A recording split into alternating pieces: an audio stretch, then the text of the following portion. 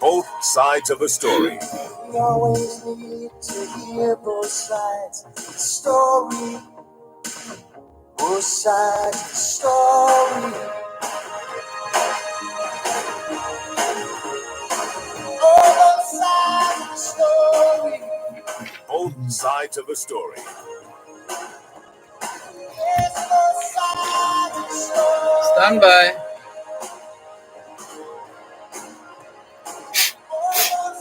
Let's go.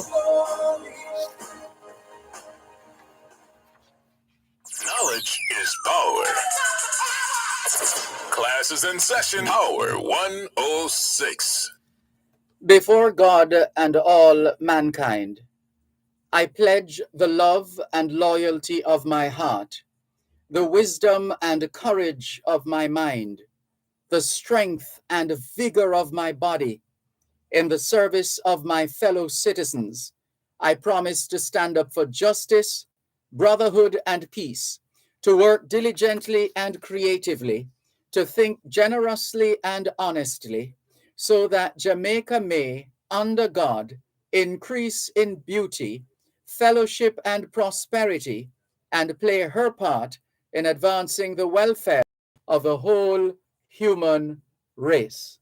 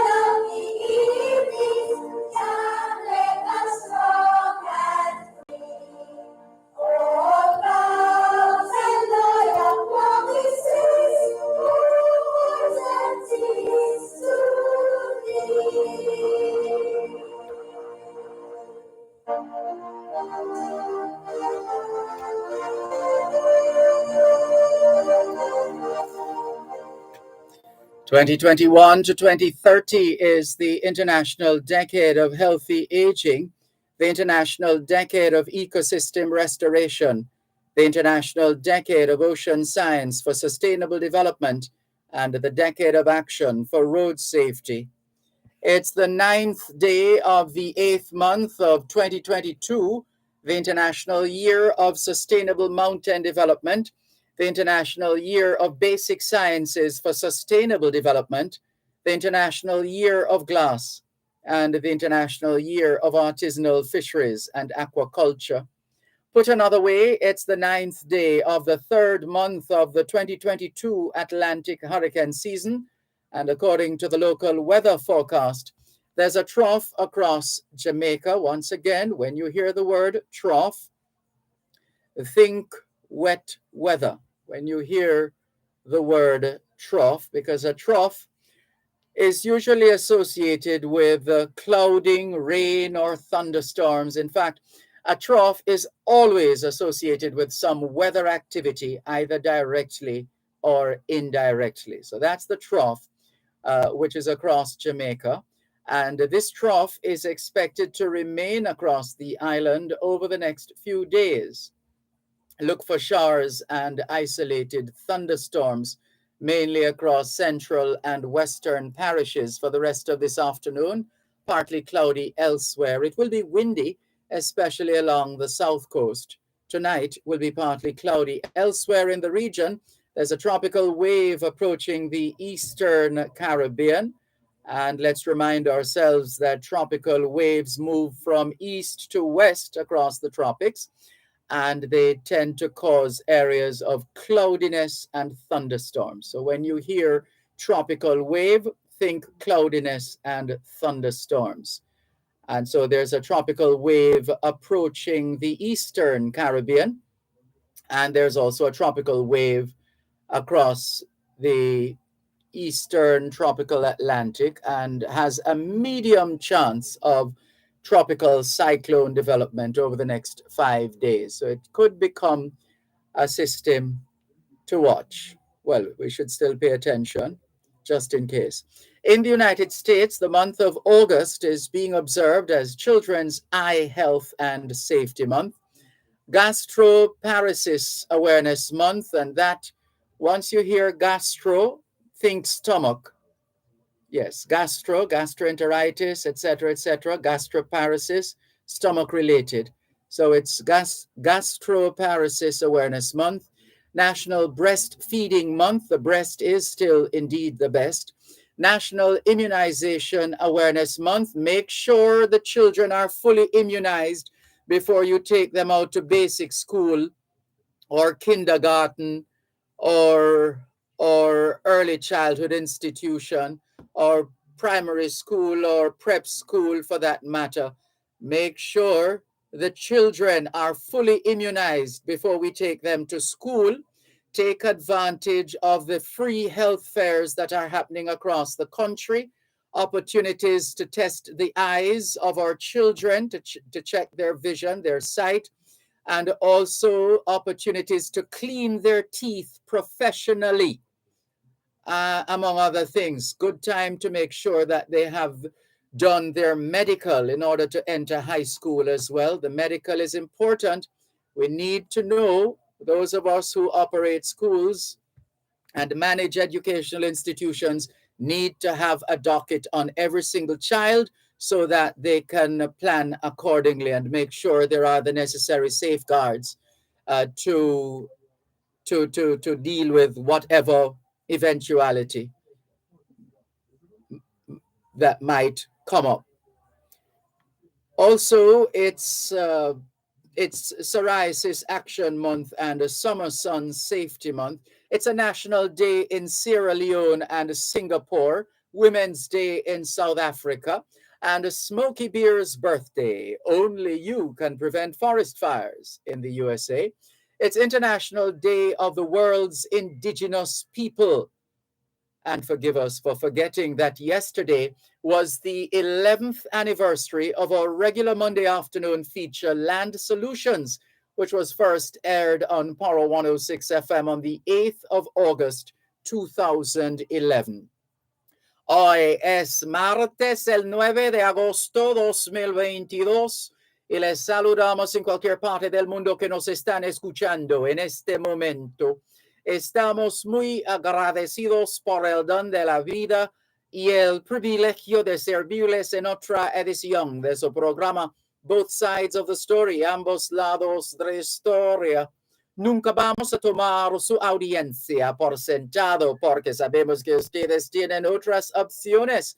Y esta es la razón por la cual jamás olvidamos darle las gracias por elegir Both Sides of the Story, ambos lados de la historia, de lunes a viernes desde las 2 hasta las 5 de la tarde, aquí en Power 106 FM. La misión continúa para educar, capacitar, iluminar y estimular el espíritu empresarial. Bienvenidos.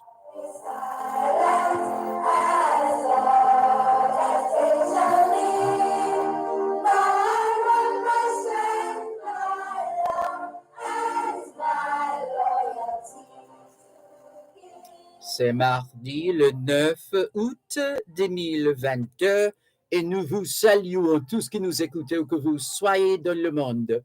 Nous sommes reconnaissants du don de la vie ainsi que du privilège d'être à votre service par une nouvelle édition de votre programme Both Sides of the Story, le pour et le contre. Nous ne considérons pas votre fidélité comme l'un de soi parce que nous savons que vous avez l'embarras du choix. C'est pourquoi nous n'oublions jamais de vous remercier de choisir d'écouter Both Sides of the Story, le pour et le contre, du lundi au vendredi de 2h à 5h de l'après-midi sur notre antenne Power 106 FM. Nous continuons notre mission d'éduquer, d'habiliter, d'éclairer et d'encourager l'esprit d'entreprise. Bienvenue.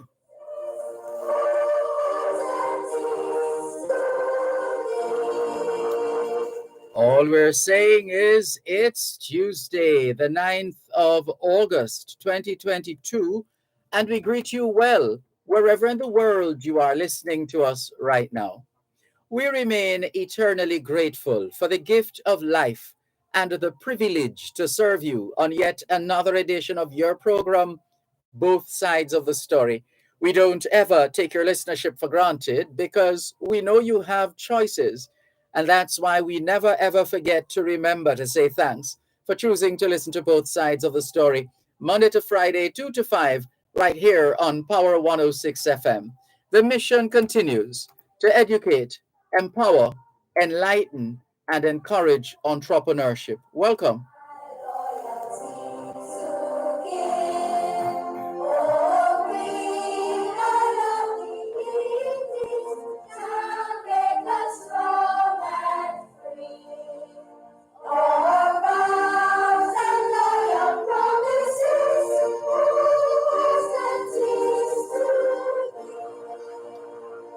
Project Jamaica marches on.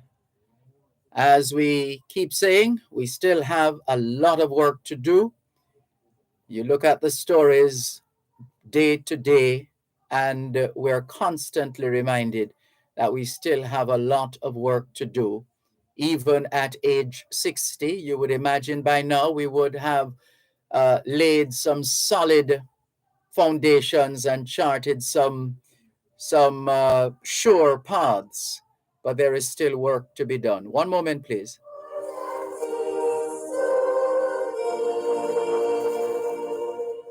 Walk into Marjan's Pharmacy and you will feel better. The service is clearly different. Marjan's Pharmacy, call 876-703-6335. The time by Marjan's Pharmacy is 2:15. Make a move with Money College, your opportunity for success. We offer bachelor's and associate degrees in climate smart agro-processing, business administration, computer engineering technology, logistics and supply chain management, criminal justice, hospitality and tourism management, primary and early childhood education, full-time, part-time, online, flexible payment plans, boarding available at Monique St. Anne, with satellite campuses at Linston St. Catherine and Galena St. Mary. Call 973-0489 or visit www.moniquecollege.edu.jm.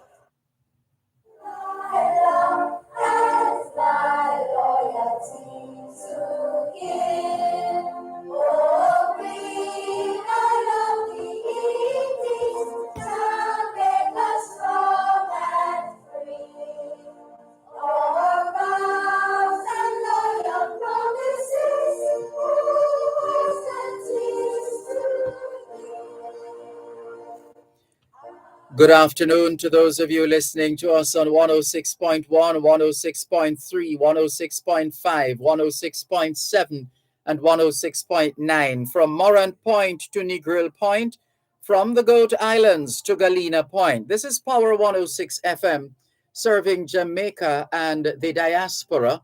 Hello to those tuned in via the Power 106 FM app, which you've downloaded from the App Store or the Google Play Store. Depending on the nature of your device, downloading is free, listening is free, whenever, wherever. We thank those who have dialed a designated number to listen to Power 106 FM from the United States and the United Kingdom. Those in the US who wish to dial a number to listen to Power 106 FM can call 631-359-8281. 631-359-8281. If you're in the United Kingdom and you wish to dial a number to listen to Power 106 FM, your number is 0330-606-0953, 0330-606-0953. We're streaming live video on the Dervan Malcolm Facebook page. If you're not there yet, log on to Facebook. In the search box atop the page, type DERVAN MALCOLM, and you too will be able to not just hear but see what's happening in the studios of Power 106 FM. If you don't have a Facebook account, no sweat. There's always YouTube. You don't need to have an account in order to access YouTube. All you need is a smart device or a not so smart device like a smartphone, a tablet, computer, laptop, desktop, any one of those. Then you need internet connection, but importantly, internet connectivity, which you can check by opening a browser like Google Chrome and typing the word YouTube. And before you can finish typing, the page will populate and you should see this video trending if you're doing it now. Otherwise, type DERVAN MALCOLM and you'll be directed to the Dervan Malcolm YouTube channel. In the meantime, Project Jamaica marches on, as we've been saying. Some awfully terrible stories. Teen girl charged with murder of her brother. Teen girl charged with murder of her brother. A 16-year-old Cleveland girl has been charged with the murder of her brother, 23-year-old Leonardo Cole. The murder took place at their home on Hazard Drive, Maypen, Clarendon, on August 5.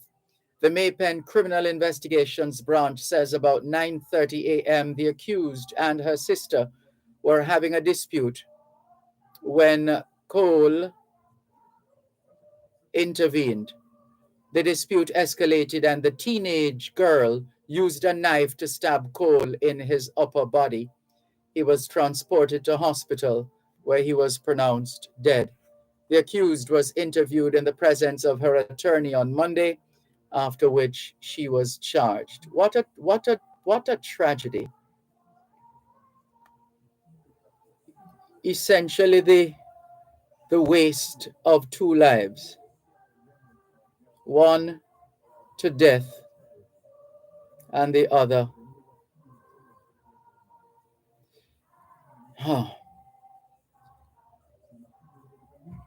the other to answer to the system, the justice system. Also, St. James man charged for assaulting, threatening woman with licensed gun. What else is new? St. James man charged for assaulting, threatening woman with licensed gun. A St. James man accused of pulling his licensed firearm on a woman and threatening to kill her has been charged. He's 44-year-old Richard Wu, a customer service manager of Bogue Village, who has been charged with assault at common law, unlawful wounding, and illegal possession of firearm. A date is yet to be set for Wu to appear in court. The police report that about 4 p.m. Saturday, August 6th, the complainant and another woman were in Rhine Park and they got into an argument where both started throwing stones at each other. It is being alleged that Wu got involved and pushed the complainant to the ground, pointed his firearm in her face, and threatened to kill her. The police were informed and an investigation launched. Subsequently, Wu turned himself into the police in the presence of his attorney. He was charged following a question and answer interview. And there goes another. Here's another. Remember the story of one of those charged for Dream Weekend phone theft. Well, apparently he collapsed in court. One of the three men accused of stealing $2 million worth of cellular phones during the recent Dream Weekend party event has been sent for medical treatment after he collapsed in the Westmoreland Parish Court today. Presiding Judge Sean Walters made the order in relation to Warren Scavella, when the defendant fell and appeared to cough up blood moments after the bail hearing was put off to August 16. The bail hearing, which had been originally set for August 3, was deferred a second time following the revelation that the defendant's criminal records had not been brought from Kingston. The other accused in the case are Kyron Liscombe and Denver Robinson. The three defendants were held and later charged following a police operation on July 31, during which several items were seized. The items included 16 iPhones, 2 Samsung Galaxy phones, 2 laptops, and 36R SIMs. What are those? Like SIM cards? I have no idea. 36R SIMs, which are used to unlock phones. Oh, so that's how they do it. The police also recovered $200,000 in cash and 30 pounds. The items were allegedly stolen from patrons of the Dream Weekend event, which was held in Negril between July 29 and August 1st. There goes another of those stories. Children to learn about dangers of human trafficking. Well, we would hope they have been teaching them before now. But if not, better late than never. The Ministry of National Security is collaborating with the Ministry of Education and Youth to inform children about human trafficking. Speaking recently with JIS News, Director of Children and Family Programs at the Child Protection and Family Services Agency, CPFSA, Warren Thompson, said the initiative was necessary as children are vulnerable to human trafficking. Serious matter. Another story. Roadworks disrupt water supply in sections of St. Thomas, as if St. Thomas has not had enough in terms of disruptions one way or another.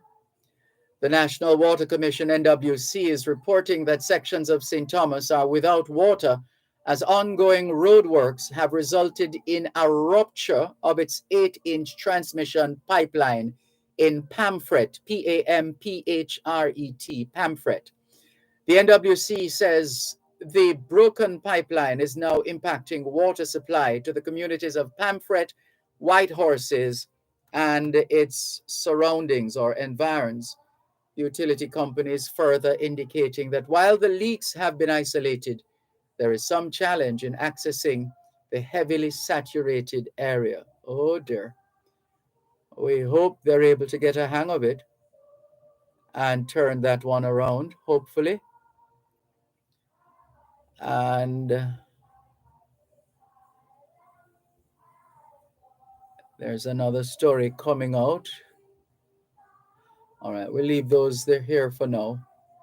Let's leave those there for now. In the meantime, let's say hello and welcome to those of you who have just joined us and those who have been on from very early on. Thank you very much for making it both sides of the story. Hello, Violet White. She says, good afternoon, Dervan. Blessings of the day to you and the listening audience. To you too, Violet White. Audrey Smith says, good afternoon, Dervan and listeners everywhere. Tuning in from Southampton. Welcome, Audrey Smith in Southampton. Velta Wilson says, good afternoon, Mr. Malcolm and listeners. Happy Tuesday to you all. And to you too, Velta Wilson. Ricardo in Glengoff, St. Catherine is also in touch with us. Welcome, Ricardo. Good to have you on board. Thank you very much. Over on YouTube, Asher Ash says, good afternoon, Mr. Dervan. Just tuning in from London, UK. Welcome, Asher Ash. Thanks for tuning in from London, UK. Ricardo, good afternoon once again. Estella, Miss Beryl, is that you? Good day to you too. Thank you very much for tuning in, and hello to the family at home and abroad. Damian Pollock says, good afternoon, teacher. I always enjoy your program. One love, brother. Great program. Thank you very much, Damian Pollock. And Sean Chambers says, good afternoon, Uncle Dervan. To you and your listeners, all the best. Thank you very much. All the best to you too. Thanks for making it both sides of the story, Poro 106 FM. The lines are open. We're taking your calls, whatever your thoughts, your ideas, your suggestions, your criticisms, your concerns, your issues, whatever is on your mind. Please feel free to share. The numbers to call: 876 922 4112-5. 876 922 4112-5. The text line is the same as the WhatsApp number, which means you can not only send us your text messages, your WhatsApp messages, your voice notes, but you can call us on WhatsApp as well. That number is 876 365 3346. 876 365 3346. We have loads of information for you as well, and we'll see how much of it we can share this afternoon here on your program, Both Sides of the Story, Poro 106 FM. Hello to Keith Williams. Good afternoon to you. And let's see who else is messaging us. Paulette Saunders, good to hear from you. Thank you very much for tuning in.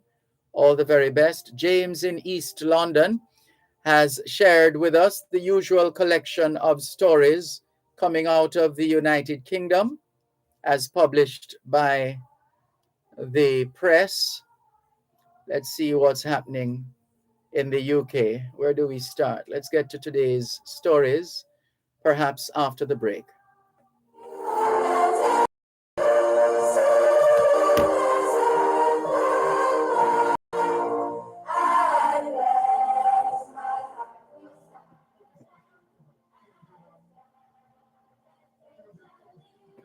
Yeah. They're just separating the denomination, the currency. Yeah.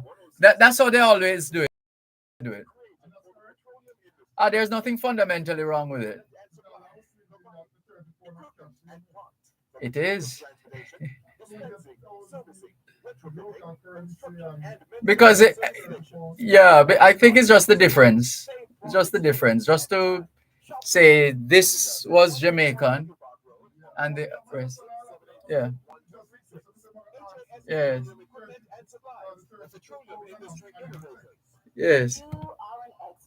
One second. Hello, good afternoon. Yes, sir. You'd like to go on air? All right, hold a moment, please. We're on a commercial break. Exim Expert Guarantee to give you that extra collateral support when you may need it. Please. Call Exim Bank to find out more about the Exim Expert Guarantee. Exim Bank. By helping businesses, we save lives and livelihood.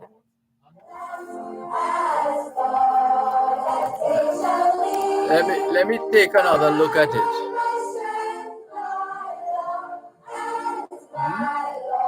I'm going to take a look.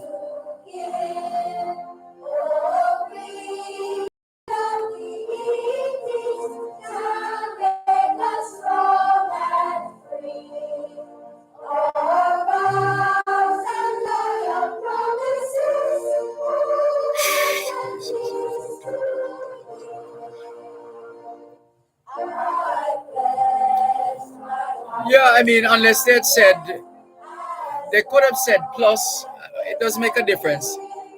There would have to be an injunction there. Yes. Yeah. So what, I guess what would make a difference is if they said 200,000 Jamaican dollars plus 30 pounds or something like that. They could sharpen it. Yeah, they could sharpen it a bit. Yes. Yes. True. Yeah. No, you're right. It could have been done that way. Would be a little cleaner. Yes.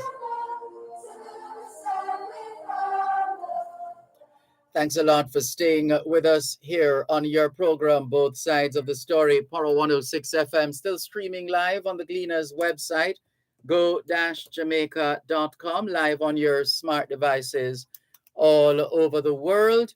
Taking your calls on 876-922-4112-5. We have a call coming through on our text line, which is the same as the WhatsApp number, 876-365-3346. Good afternoon. Thanks for calling. Yes. Good afternoon, sir. Good afternoon.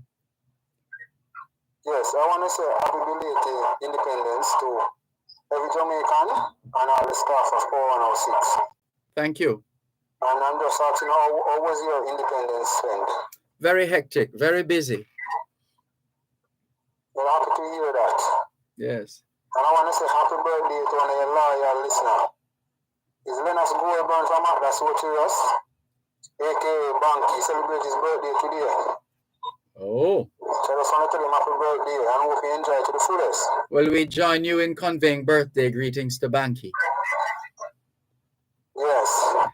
And I hear what in the introduction about the various happenings over the Jamaica, but you know, we don't want to hear any sad story. We'd like to hear as many happy things as possible.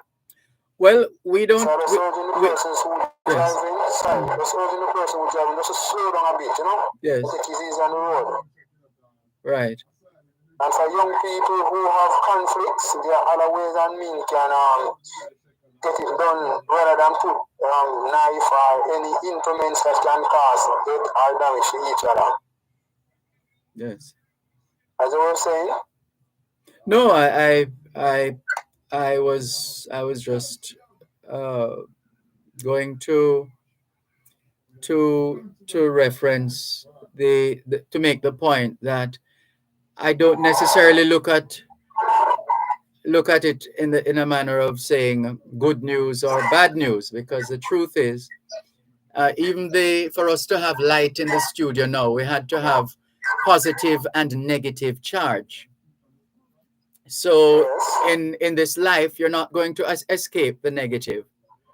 But there's nothing wrong with accentuating the positive, as the song says. But what are you going to do? You're going to eliminate the negative, which means you're going to work twice as hard to make the crooked places straight. Yes. Yeah, I like that. Yes.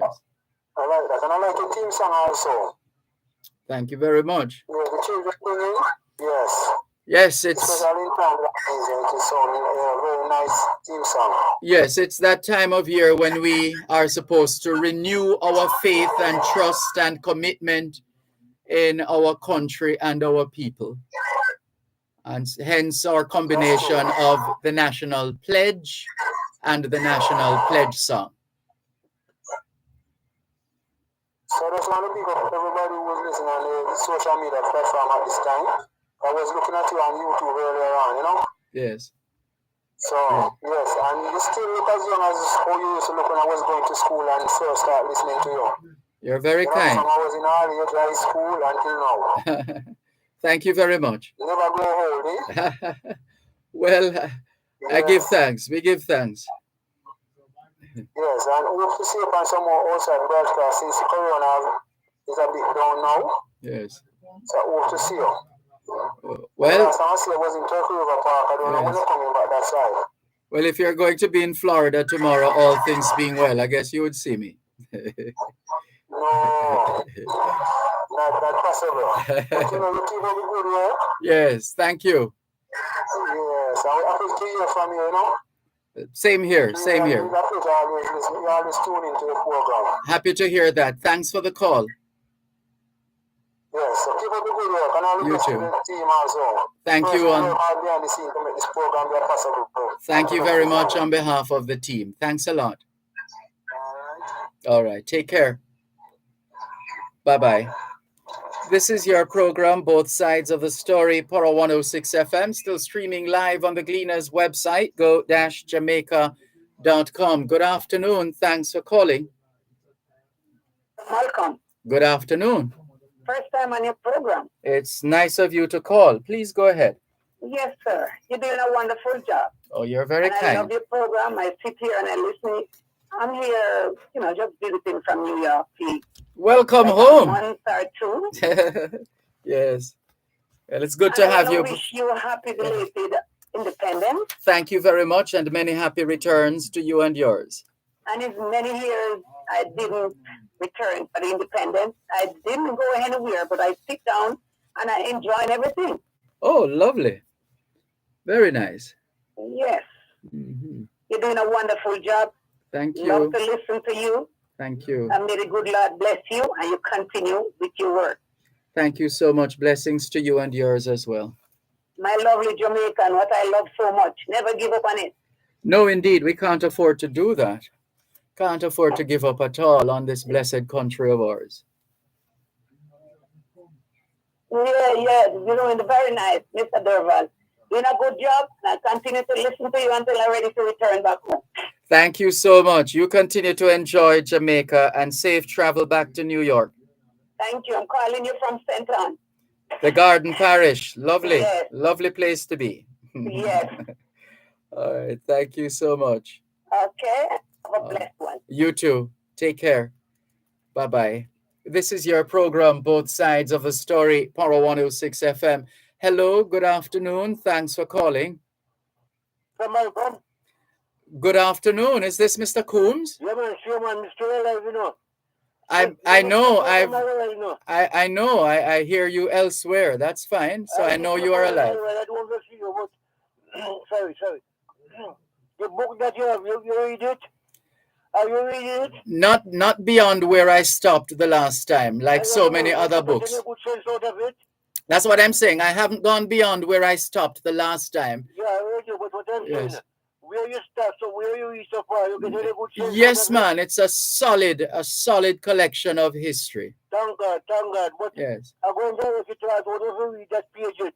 Now, page 218, man, you Mr. Banker sing. Page 218. Write it down, 218. Mr. Banker sing, you said? Yeah. You only can read. Banker sing, yes. To page 218. In can give you the history about Tivoli Garden. So when people are going to tell you about Rastaman, who beat out Rastaman, not go to Mr. Malcolm. Really? Let me tell you, little part. Here's look at you. Tivoli Garden was being sold for £40. 40 pounds. A man named Mr. Tuari, Busha Tuari, Baba Tuari. When you have money, you call it Busha, right? Yes. You know Tuari presenting things down here? Or that woman there? Yes, I'm very familiar with that area. Yeah, right there in Deep Garden, he was living there. The theater out the road was his own. Remember theater don't carry that in Kashmir or something. Alright, he's a Hindu Indian, eat beef mango. Eat beef, so when you sing on the theater door here, and the boy they want to go in, then get 2 beef mango over there, green and over there, right? And then give him and you run them down and the boy set up boy go in until them go and go. Well, that's the number time. So he went to the garden and he sold to the 40 pounds. And he run the wall, they call it back a wall. Oh. Alright, listen, a pure Indian was there. Some get off here. How did the Indians end up there? Come again. How did the Indians end up there? Well, when I tell you, Mr. Tuari have it, he leads it to the Indians. Oh. To go plant garden. Yes. So the only way a black man go down there, African. Yes. The only way African go down there if the Indian employ him.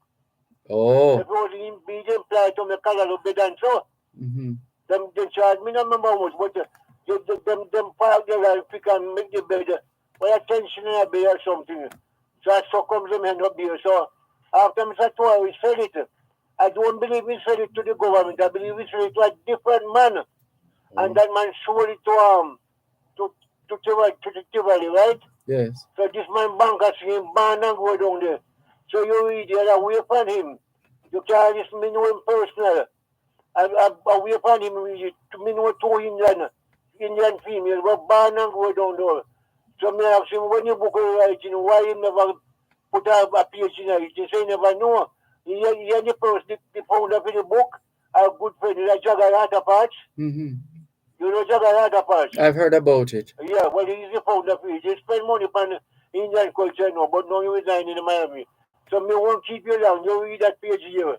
Yes. And I continue listening to your program. Thank you very much, Mr. Cruz. And have a good afternoon. You too. Take care. This is your program, Both Sides of the Story, Power 106 FM, still streaming live on the Gleaners website, go-jamaica.com. Live on your smices all over the world. Taking your calls on 876-922-4112-5. 876-922-4112-5. Text line, same as the WhatsApp number, which means you can not only send us your text messages, your WhatsApp messages, your voice notes, but you can call us on WhatsApp as well. That number is 876-365-3346. Hello, good afternoon to Alistair Prayog, who says, blessed love teacher, long time I haven't listened to you. That's fine, Alistair Prayog. It means you're busy. Busy is good. Nothing is wrong in being busy. All right, quickly, these stories that James in East London has shared with us. Let's see. Doctor conspired with senator to traffic homeless man to the UK. Teen died from stab wound after begging passers-by for help with blood pouring from mouth. Goodness. Teenager who made the discovery while taking a dip said he wished it was a bad dream. Apparently, this teenager went for a bit of a paddle, a bit of a swim in a London river and found a huge haul of weapons. A huge haul of weapons. We'll tell you about it after the break.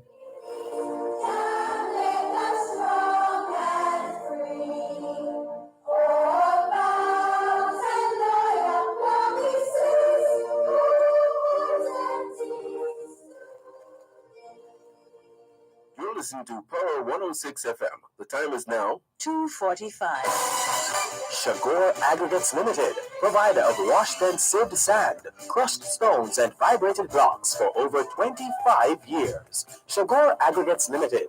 Visit them at 23 Paisley Avenue, Maybank, Clarendon, or call 876-902-4037. They can supply your construction needs.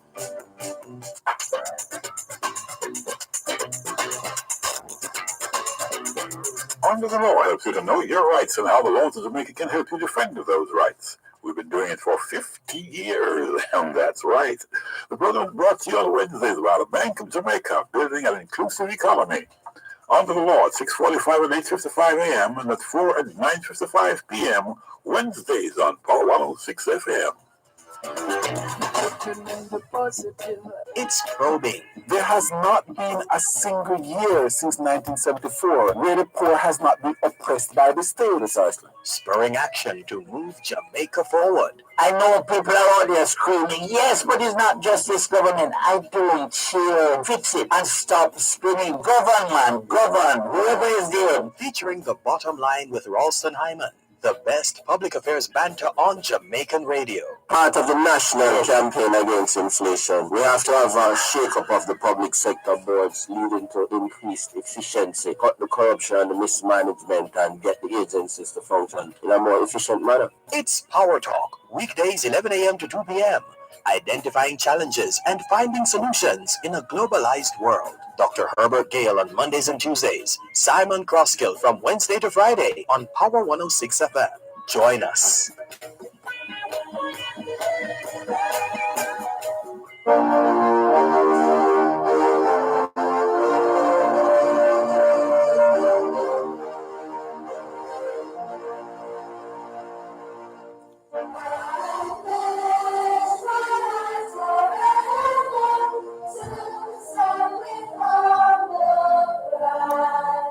So that story out of the UK, a family's summer's day out by a river in South London took a sinister turn when they fished out an Uzi submachine gun and up to 10 other firearms that had been dumped in the water.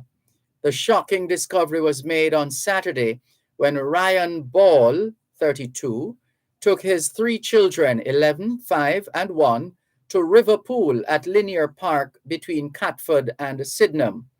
His son's friend, James White, stumbled upon a metal object at the bottom of the river while taking a dip to cool off. When it was pulled out, they realized that it was a magazine that would have contained bullets. This finding triggered a more thorough search that resulted in the discovery of a cache of up to 11 guns, including the Uzi and a revolver.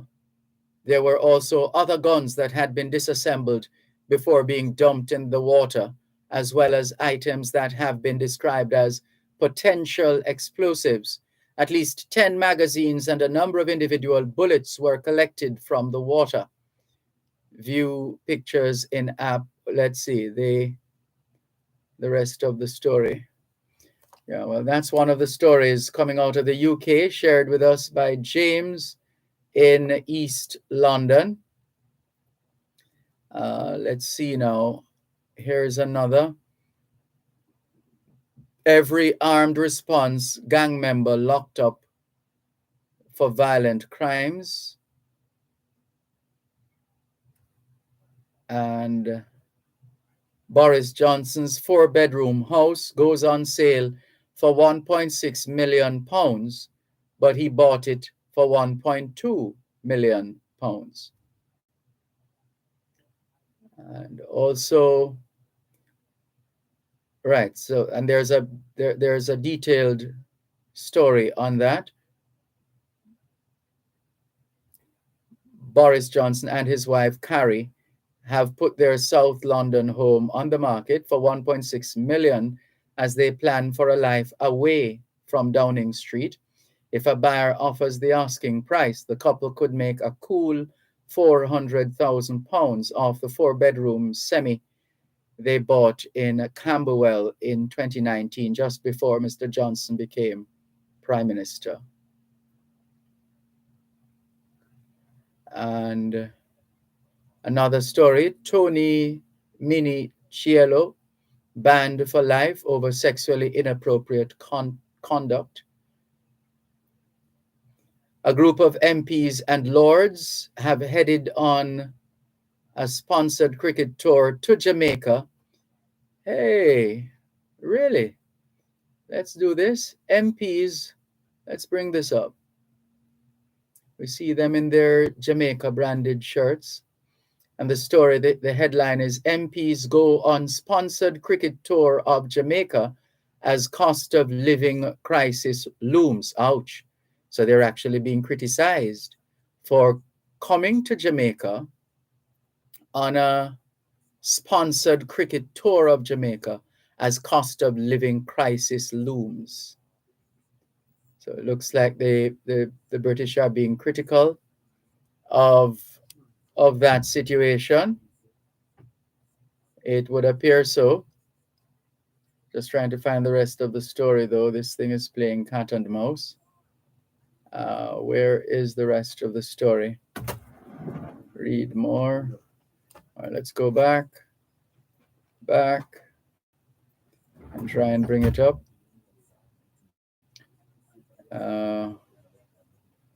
Unfold. Come on. A group of MPs and Lords have headed on a sponsored cricket tour to Jamaica during the building cost of living crisis. The building cost of living crisis. Conservative MP Dame Caroline Dinenage. Dame, it could be Caroline as well. Conservative MP Dame Caroline Dinenage posted a picture of the Lords and Commons team on tour in the Caribbean. Included in the team snap are her husband, Pierre Mark Lancaster, Conservative Chief Whip Chris Heaton Harris, and Minister Nigel Adams. The group were playing at Jamaica's Treasure Beach, where they were joined by the Jamaican cricket legend Chris Gayle, who Dinenage also posed with. And there's a picture here. A spokesperson from Virgin Atlantic has confirmed to the Londoner, we sponsored their flights to Jamaica for the trip. The team has been criticized previously for taking money from billionaire Sanjeev Gupta for a tour of Australia. It's not thought to be funded by the taxpayer. The country is facing an increasing cost of living crisis with few politicians at their desks. Chancellor of the Exchequer, Nadim Zahawi, was criticized this week by ex-PM Gordon, that's Gordon Brown, for refusing to cut his holiday short. What a thing. And the English people don't ramp, you know, they don't play. At some point, they're going to haul you before some kind of body to give you a good scolding. So that's another of the stories. So Jamaica, well, you can't get out Jamaica. Eh? Jamaica is in the news at home and abroad, even if technically speaking, it doesn't necessarily have significant implications for Jamaica, but Jamaica gets into the picture. You should see the picture, lovely picture. Lovely picture. And everybody in a branded Jamaica shirt, Jamaica hat. Well, we certainly know how to market this country. Are we through? Let's see. Have we gone through all the stories for today? I think we have. Another one. I was denied UK residency as Home Office saw me as a threat. Oh dear. Woman who came to UK as a baby 45 years ago, fighting for right to work. Still a lot of work to be done in the UK. Goodness. Thank you, James in East London, for sharing stories from the papers in the UK. Thank you for sharing.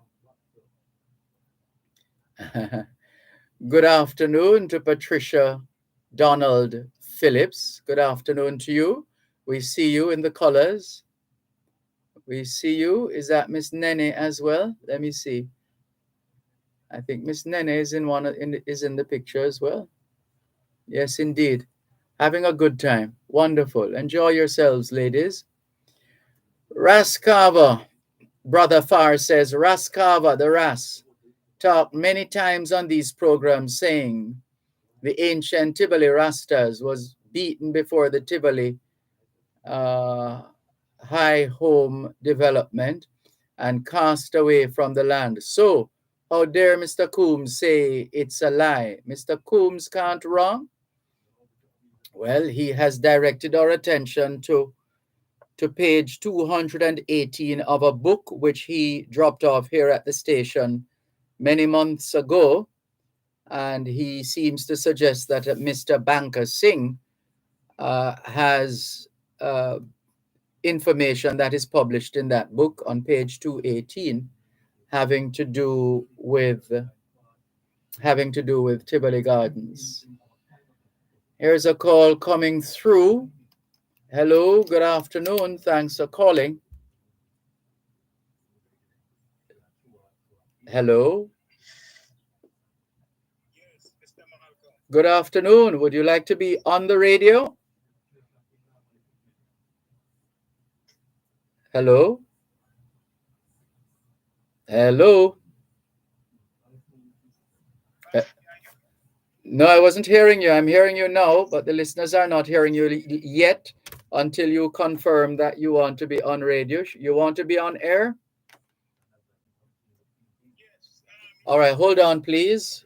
Hold on. Let's properly mic you so you can be on air since you're calling through on the text line, same as the WhatsApp line. You're on now. Good afternoon. Thanks for calling. Yes, sir. Good afternoon. Good afternoon. What's on your mind this afternoon? Talked to you last week. Remember I told you the story about the TRN number? The TRN, yes. Yes. No. the people in that work at this tax office. Which tax office is this, by the way?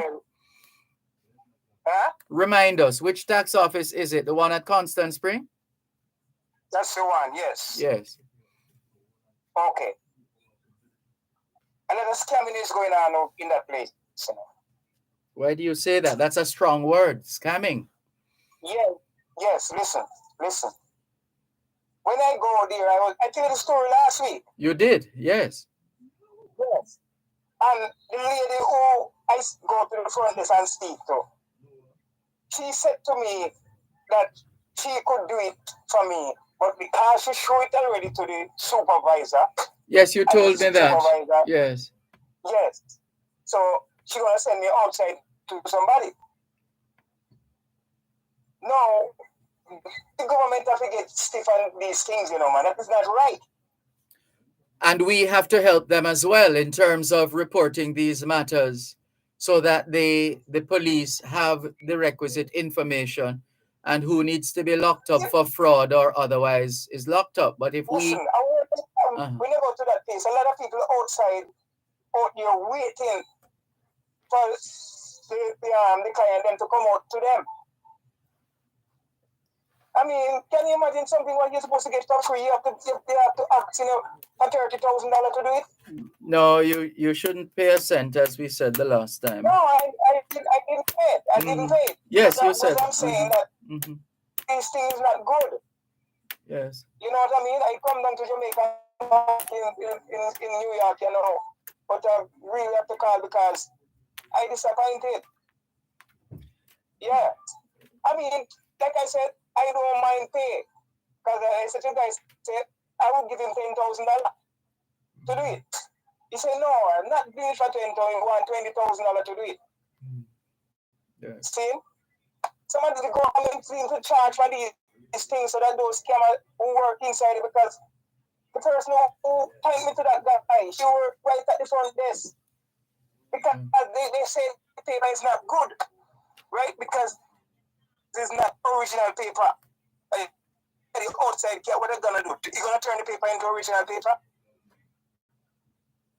You understand? Yeah, something underhanded, obviously, has been happening. Yeah, the government have to look into these things. Yes. Come on. And it's the same thing they used to do with the birth certificate, right? Yes, yes, a lot of hold a moment, please. One moment, please. Coast to Coast Concrete, the high quality concrete for fencing, roofing, foundation, and road surfacing. Call 876-754-7472. The time by Coast to Coast Concrete is 3 o'clock. Make a move when you call it your opportunity for success. We offer bachelor's and associate degrees in climate smart agro-processing, business administration, computer engineering technology, logistics and supply chain management, criminal justice, hospitality and tourism management, primary and early childhood education, full-time, part-time, online, flexible payment plans, boarding available at Monique St. Anne with satellite campuses at Linston St. Catherine and Galena St. Mary. Call 973-0489 or visit www.moniquecollege.edu.jm. Gen Zers, we're back.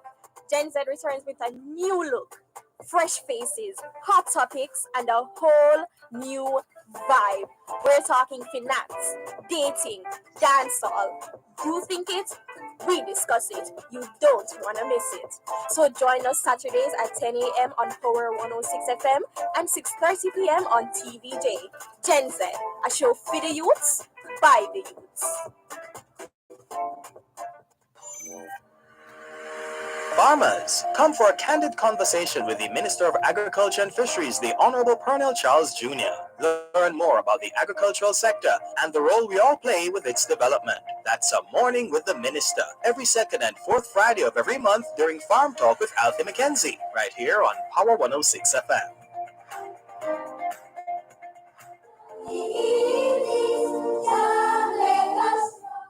Thanks a lot for staying with us here on your program, Both Sides of the Story, Power 106 FM, still streaming live on the Gleaners website, go-jamaica.com. Thanks for holding. Yes, sir. So, as I was saying that, I mean, the paper, I heard somebody was commenting and say I should get it notarized. but everything was notarized, signed. It's just that my son, them live in a different state. And they send the paper, email the paper to me, and I print out the paper and come down there. And the government people say, no, they're not taking it. But yet still somebody outside can take it and do it and make it about the same day. You know what I mean? How was that? Yeah, well, the key thing would have been to get the name of the person who referred you to the tout on the outside, and the necessary investigations could have started. Listen, you tell me I understand, but because I wasn't looking for those things, I don't even remember what's your name, but I know the number window that I go to. You know what I mean? Yeah, one of the general practices we need to put into full use whenever we visit any place, whether public or private, or when we pick up the phone and call anywhere public or private, we should always try to get a name. Try to get a name, maybe an extension number or otherwise. It's very important because that sometimes you might very well find that little bit of information that you collect can make a huge difference in the end.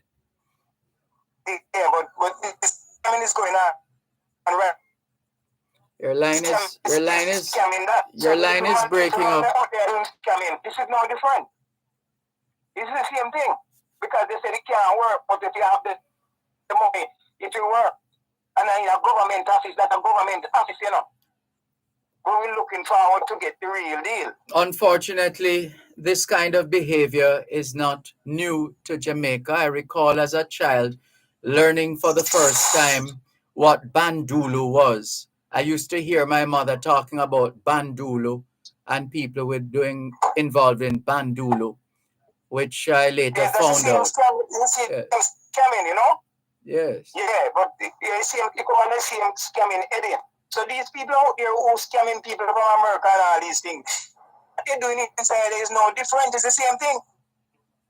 And they want to lock up us, so they need to go inside that place and do some, what you call it, some detective work and lock up some of these people too. Yeah, they perhaps because I get need to swoop down. Go ahead. I have my TRN now, 20 years now. And when I get my TRN, I never have to go for this. See? And I have to come back now to America and my business down there need those stuff without it because of what is going on in the tax office. Come on, I hope somebody from the government agency listening to this, you know. Because this is no good for Jamaica. We celebrate 60. I was down there at the stadium. I enjoy myself. But these things, man, it's no good. Thank you, Mr. Marco. Thanks for the call. Take care. All the best. Okay. Bye-bye. This is your program, Both Sides of the Story, Power 106 FM, still streaming live on the Gleaners website, go-jamaica.com, live on your smart devices all over the world. Taking your calls on 876-922-4112-5. 876-922-4112-5. Good afternoon to Natalie Winter in Washington Gardens. She says, good afternoon, safe travels, keep up the great work. Thank you.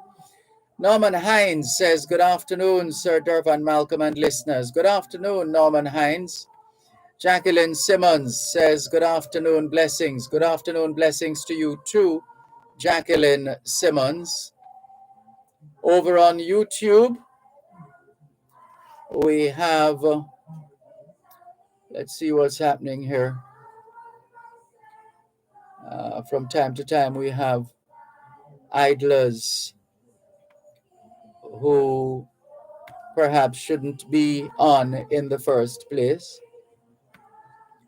So we have to separate the sheep from the wolves. And that's what we're doing right about now.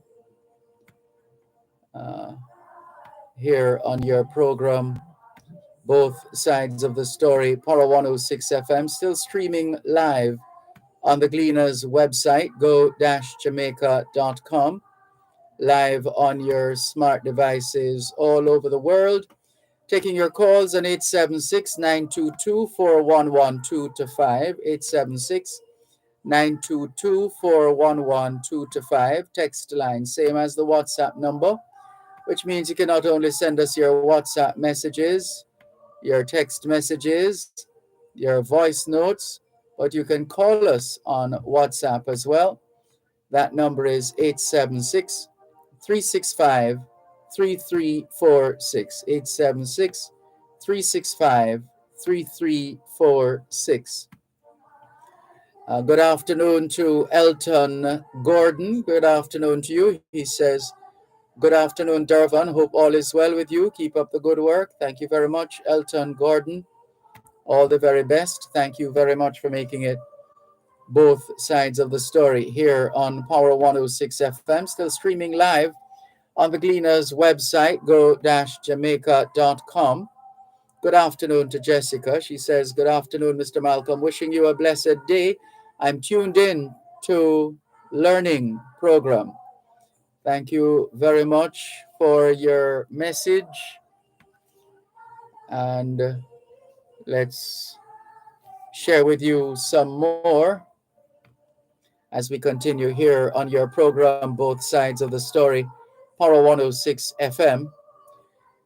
So since we're still in the season of emancipendence, how about the pineapple and the significance of the pineapple? Listen up. 1661. On this day in 1661, the first pineapple arrived in England. On this day in 1661, writing in his diary, John Evelyn recorded the excitement attending the arrival of the first pineapple in England, the famous Queen Pine brought from Barbados.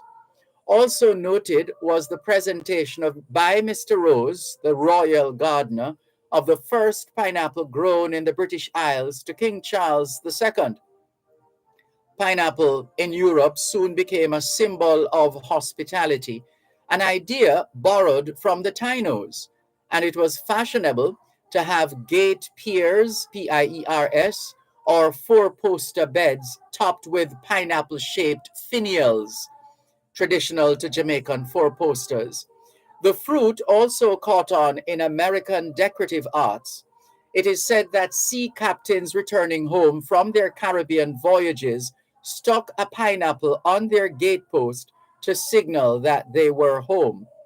The pineapple's long historic association with Jamaica is symbolized in several ways. The fruit appearing on the shield of the island's coat of arms. So you will notice a pineapple on Jamaica's coat of arms. A pineapple watermark appears on the paper used for printing Jamaica's money, and the pineapple was also used in the island's earliest postage stamps. It is believed that Jamaica supplied the first commercial varieties of pineapple to Hawaii. Let's go over that again. It is believed that Jamaica supplied the first commercial varieties of pineapple to Hawaii. Today, Hawaii is one of the world's largest pineapple producers. Shame on us for allowing that to happen. Plants of the variety Cayenne were shipped from Jamaica to Hawaii between 1885 and 1895. Tradition has it that these pineapples were sent from a plantation called Lilyfield in St. Anne. In fact, to this day, if you drive through St. Anne, drive on the old road, you'll still see people always selling pineapples, always, forever selling pineapples. So that tradition continues. Right, but back to the story. So we're saying that the tradition has it that these pineapples were sent from a plantation called Lilyfield in St. Anne, although Temple Hall in West Rural St. Andrew also makes this claim. The Spanish conquistadors named this fruit pina because of its pine cone shape, and the English translated pina to pineapple, which they also called the cones of the pine tree. The botanical name for the pineapple is Ananas comosus. Ananas comosus. And in fact, is it Spanish? I'm mixing up my languages now. Is it Spanish or French? The term for pineapple, the French is, I think it's l'anana, because you wouldn't pronounce the S at the end. I'm in trouble now, trying to remember. I hope I'm not mixing up my French with my Spanish. But I think the Spanish is also the same in terms of the pronunciation. Yeah, well, the pronunciation is different. So it's ananas, ananas, ananas. That's the Spanish for pineapple. Ananas. And in French, it would be l'ananas. L apostrophe A-N-A-N-A-S, but the S would be silent at the end there. Right. Let's continue. So the pineapple derives its name from the fruit's supposed resemblance to the cone of a pine tree. Jamaicans often call it sweet pine or simply pine. Pineapples were grown by the Tainos, planted in rows like in a vineyard. So a bit of the story on the pineapple there. You can read up on these matters on your own. There's another story coming up. That's going to take a bit. And so we don't want to start it now and then I have to break it in the middle. But it has to do with the railway in Jamaica and elsewhere in the world.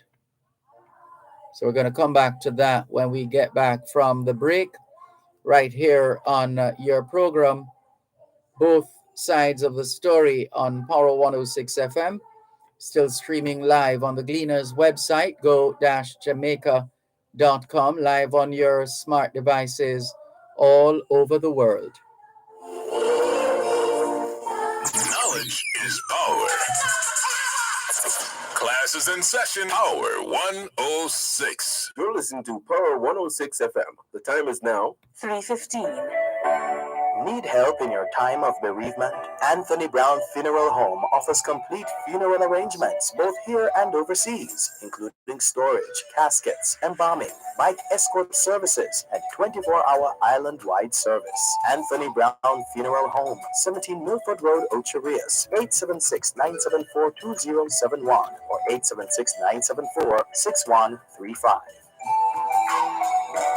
Gen Zers, we're back. Gen Z returns with a new look, fresh faces, hot topics, and a whole new vibe. We're talking finance, dating, dancehall. You think it? We discuss it. You don't want to miss it. So join us Saturdays at 10 a.m. on Power 106 FM and 6:30 p.m. on TV Day. Gen Z, a show for the youths, by the youths.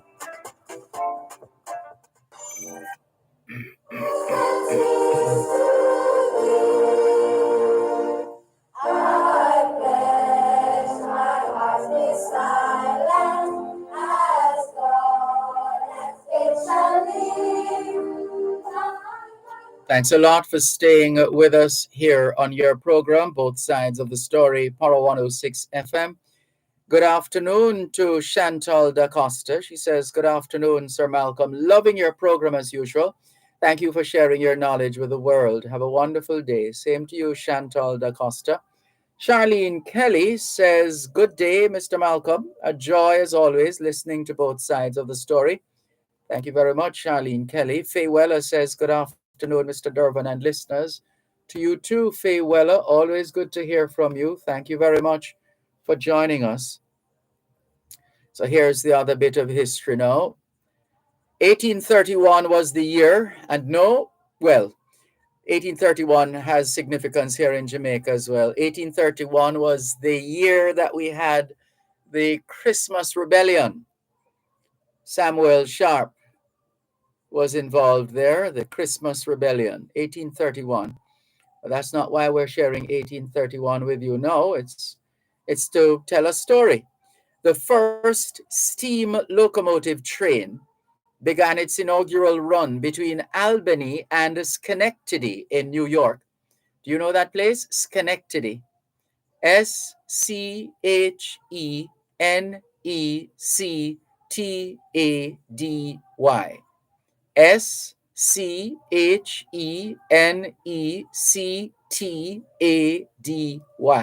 Schenectady. So on this day in 1831, the first steam locomotive train began its inaugural run between Albany and Schenectady in New York.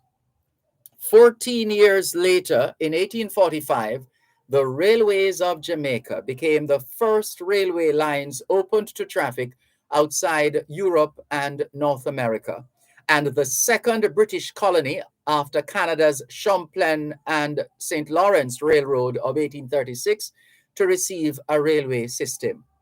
The Jamaica Railway Corporation was officially opened on November 20, 1845. The first leg, Kingston to Spanish Town, was opened by the then colonial governor, the Earl of Elgin. That's why we have an Elgin Road in Jamaica. About 11:30 a.m., the governor climbed aboard and took a seat in the stage carriage. The 10-carriage train pulled out of the Kingston terminal to the sounds of the 1st West India Regiment, beginning the first railway excursion in the British West Indies. It pulled into the Spanish Town terminal located at Angels, 2.5 miles west of Spanish Town, 1 hour later at about 12:30 p.m. The return trip was quicker, taking only 40 minutes, with the train reaching a maximum speed of 30 miles per hour. The railway cost 222,250 pounds. 222,250 pounds. That was the cost of the railway in Jamaica, and was built soon after the first public railway in England, making it one of the first in the world.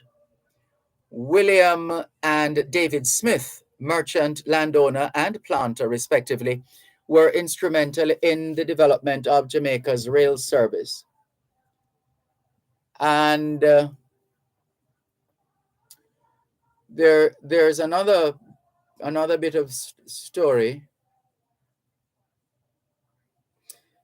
There was a major railway accident in Jamaica on the 30th of July, 1938. 32 people lost their lives, and more than 70 were injured in Balaclava. About 300 weekend passengers were headed from Kingston to Montego Bay in 5 of the train's 10 coaches when, a few miles from the Balaclava train station, an engine jumped the rails and embedded itself firmly into the mountainside.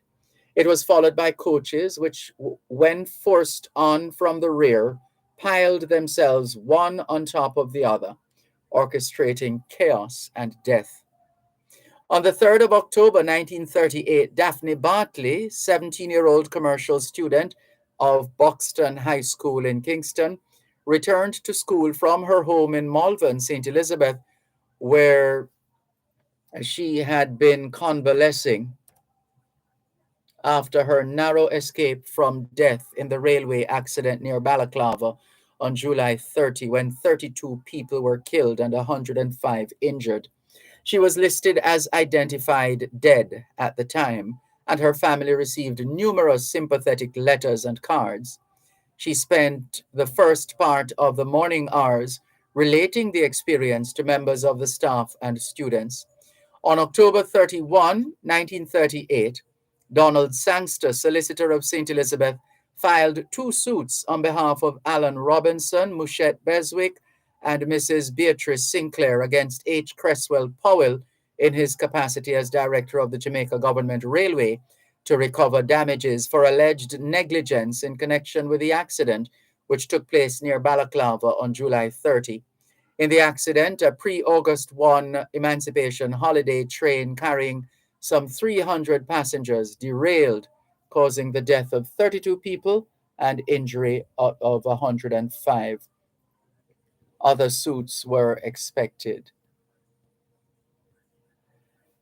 And let's pause there and go to the phone lines. 876-922-4112 to 5. Good afternoon. Thanks for calling.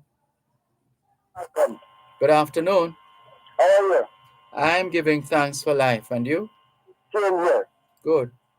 Mr. Malcolm, to begin with, can I issue kudos to the doctors in the A&E and NAPEN? By all means, please go ahead. I was very much under the weather and them assess the situation.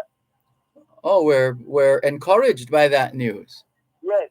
Under the tight restraint they're under, there's a lot of shortage in the hospital, sir. What else is new? Yeah, and I really appreciate them resilience. Mm-hmm. And it's funny, it's taken for granted. Well, this is it. This is the thing. We have a lot of people with a lot of backbone and courage and just goodwill, and invariably they are the ones standing in the breach. Yes, I'd like to say a shout-out to Dr. O'Shane Richard, Dr. Bailey, Miss Donzel, and the staff in there. Because some of the names escaped me, because I was so much on the way the retention is for. Mm-hmm. I'm going to give kudos to my brethren, Hugh Dillon. Mr. Malcolm. Yes. This morning I listened on your station on the morning agenda. And that man from the pharmaceutical committee, you know, I forget his name. His name escaped me now. Mm-hmm. He was trying to defend the indefensible. What's that? In that the polls revealed that the majority of people thought that the funding at the election for Camille Johnson was a waste. Mm-hmm. And it also showed that a significant number of them didn't have a clue either. Yes. Mm. But then again, not having a clue is as a result of the miseducation or the undereducation. You're right. Because over the last, ever since independence, with a few exceptions, a few spurs, the level of reasoning has been stymied deliberately. The level of reasoning? To really cultivate reasoning within the populace has been stymied deliberately by the politics. Yeah, but nobody can stop me from reasoning. No, sir. In everything you have the exception, you know. Yeah, but who can stop you from reasoning either? You're always reasoning. But look now. Nobody can stop me because family come here rebel, you know. Rebel with a cause. Hopefully. Because the say something, I always notice the thing are inquisitive and other different also. I question things from a kid. Yes, that's what's supposed to happen. Yeah. Yes. Like I said, he was saying, he was equating the election with a Shelley and Fraser Usain Bolt and all those people who represent Jamaica. I don't understand. Give me the essence of the analogy, because I don't get it. In that, the government sponsors a lot of their trips. A lot of the trips of the athletes? Yes. Technically, yeah, to some extent, yes. But they get money from the Olympic Association and also. Yes. But he was speaking. His argument was basically monetary because the issue was about the waste of money. Mm-hmm. So it amounts to that in an analogy. But I'm saying that was stupid. That was a stretch. Yeah. The contrast was day and night. And it's only 11% like him who really believes. How can we understand 11% is diehard? And that's what's killing us in Jamaica. The diehardness, where we can't see the truth, that's not on our side. And as much as some of us are less than impressed with those who call themselves diehards, whether we like it or not, we still have to recognize that people are free to be diehards if they want to be diehards as well. Yeah, I appreciate that. But that's it. That's what reasoning amounts to. Yes. Respecting the person's position. Yes. Yes, because, it's not everybody. If you go back to the old adage, one man meets the other man poison. That's right.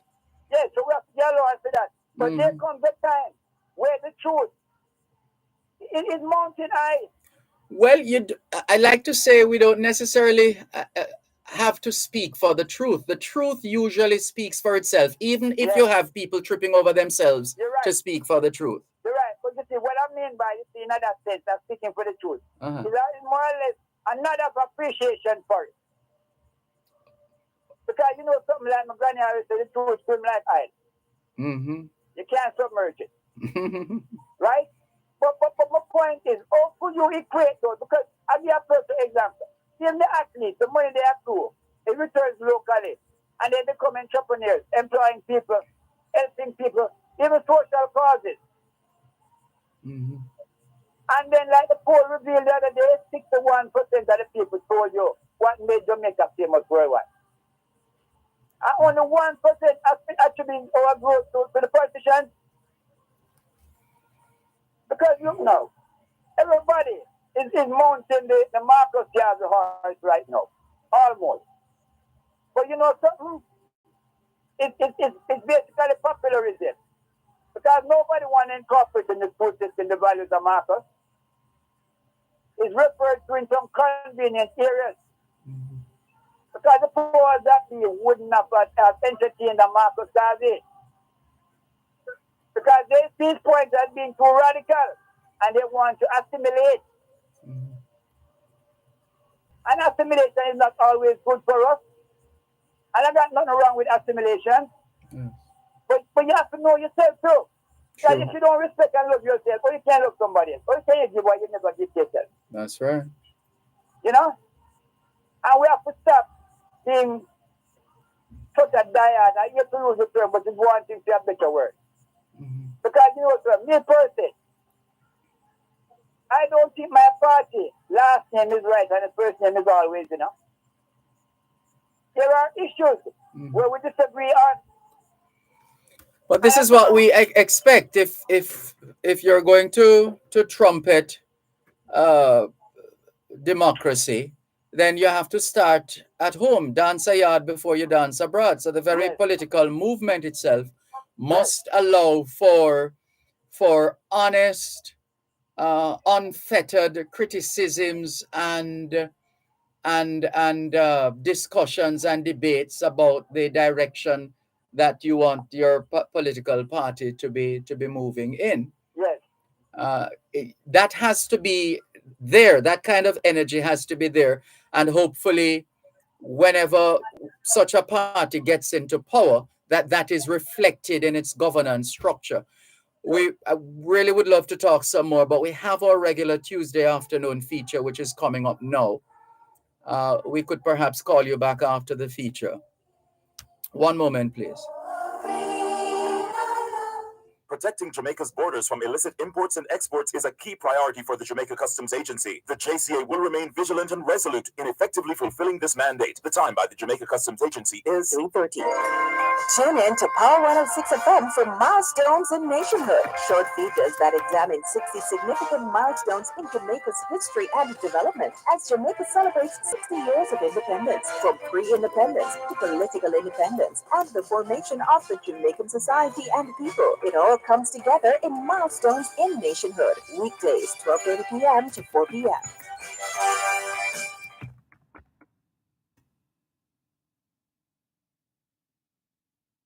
This is Jamaica. This is my country. A son of this island, a daughter of this land. Fearless of fear, I stand in awe. Only love prevails, secured in God's hands.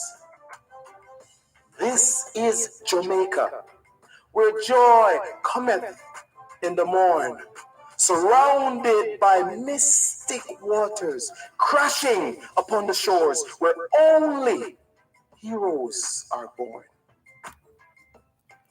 Only if you knew Jamaica as well as I do, then you would utter, I love you, Jamaica. God knows I do. This is Jamaica, a simple speck in the universe, Our hearts beat and pulse in every nation, but only second to the kingdom of God. We put Jamaica first.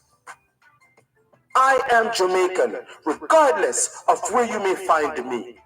Black, green, and gold is the marrow in my bones. So if I die away from my island, I pray to God you'll take me home. And you know, whenever you hear the This is Jamaica poem created and voiced by this outstanding Jamaican, you know that it is time for This is Jamaica. We're talking, of course, about Peter Gracie. Thank you very much, Peter Gracie, for your steadfastness in keeping this feature going here on both sides of the story, Power 106 FM. And we welcome those of you who are tuned in for the very first time. Good to have you on board. This is the radio interview component of This is Jamaica. Peter Gracie presents This is Jamaica radio interview. And this afternoon, we're going to be discussing the This is Jamaica Poetry Scholarship. Time is flying. It's almost that time. And the importance of poetry in the classroom, plus the book Pieces of Jamaica, which we featured before on the Jamaican Diaspora Live Online here on Power 106 FM. But this afternoon, we're featuring one of the authors, one of the publishers of this book, Pieces of Jamaica, Mr. David I. Muir, the same man, along with his colleague, Mr. Henry. They put together a publication called Pieces of Jamaica, the Real Rock Edition. Now, this is a second volume, the 2022 edition of Pieces of Jamaica, commemorating Jamaica's 60th anniversary of independence. And we're going to talk about the book in a moment. But first, let's say good afternoon, Mr. David I. Muir. How are you, sir? Talk to you again so soon. Indeed. Well, let's begin with how you came to be in touch with Peter Gracie. So it's interesting that you asked that question. You know, Dervan, I reside in South Florida, and I do a lot of work in Jamaica. I'm very close to Jamaica as a place to do business. But for real, I do most of my business in South Florida, where I reside. And people in the community here, what is commonly referred to as the diaspora, the Jamaican diaspora is active and they're very connected. And so Peter Gracie is someone who I make regular contact with because he's involved in a community, I'm involved in a community. And so as such, we work in the same area with the same people. And, just, I guess, as a mutual respect for each other in terms of, how we do things. We were talking about his project, and he said he would love for me to come on the program and talk to you about my thoughts on poetry and the relevance of poetry in the schools and on the scholarship and so on. So I said, sure. I am always happy to, again, somebody who feels like working on anything in the community is a positive, and I'm always willing to come and participate like this. Absolutely. Now, you are managing director of Island Syndicate, co-founder of Island Space, and also photo artist. Do you dabble in any other area of the arts? That's a very great question. I am a Jamaican. That says it all, right? Yes. You know what? genuinely, I have dabbled in many other areas over time. Not as much today. I mean, I started in music, so I was a disc jockey for many years, which some people don't consider artistic, but I do. Then I went on to manage artists, work in music production. I've done a lot of different things. I wish I was a painter that could paint a picture, but I painted my eyes through photography in a different way. So I don't consider myself much of an artist today other than through my photography as art. But I've written quite a few poems, whether it be in my school days or in college and so on.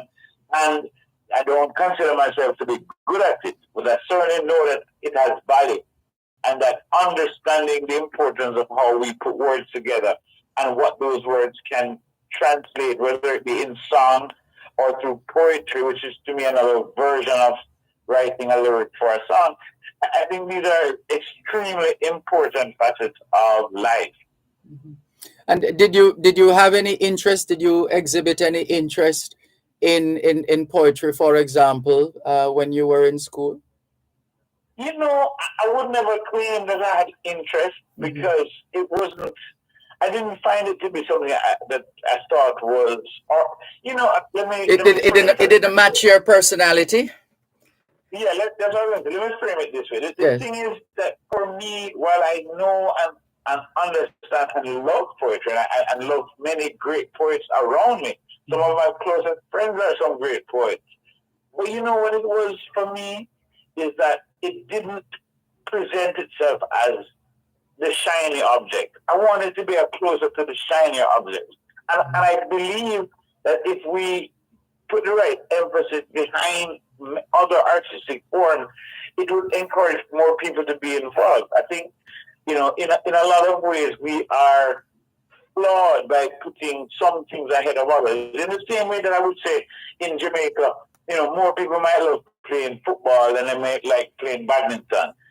Because it is presented in a way internationally and it's just more shiny. It doesn't mean that a sport like badminton or sport like volleyball or something else might not have great value, tennis and so on. But football or cricket tends to get the brightest light.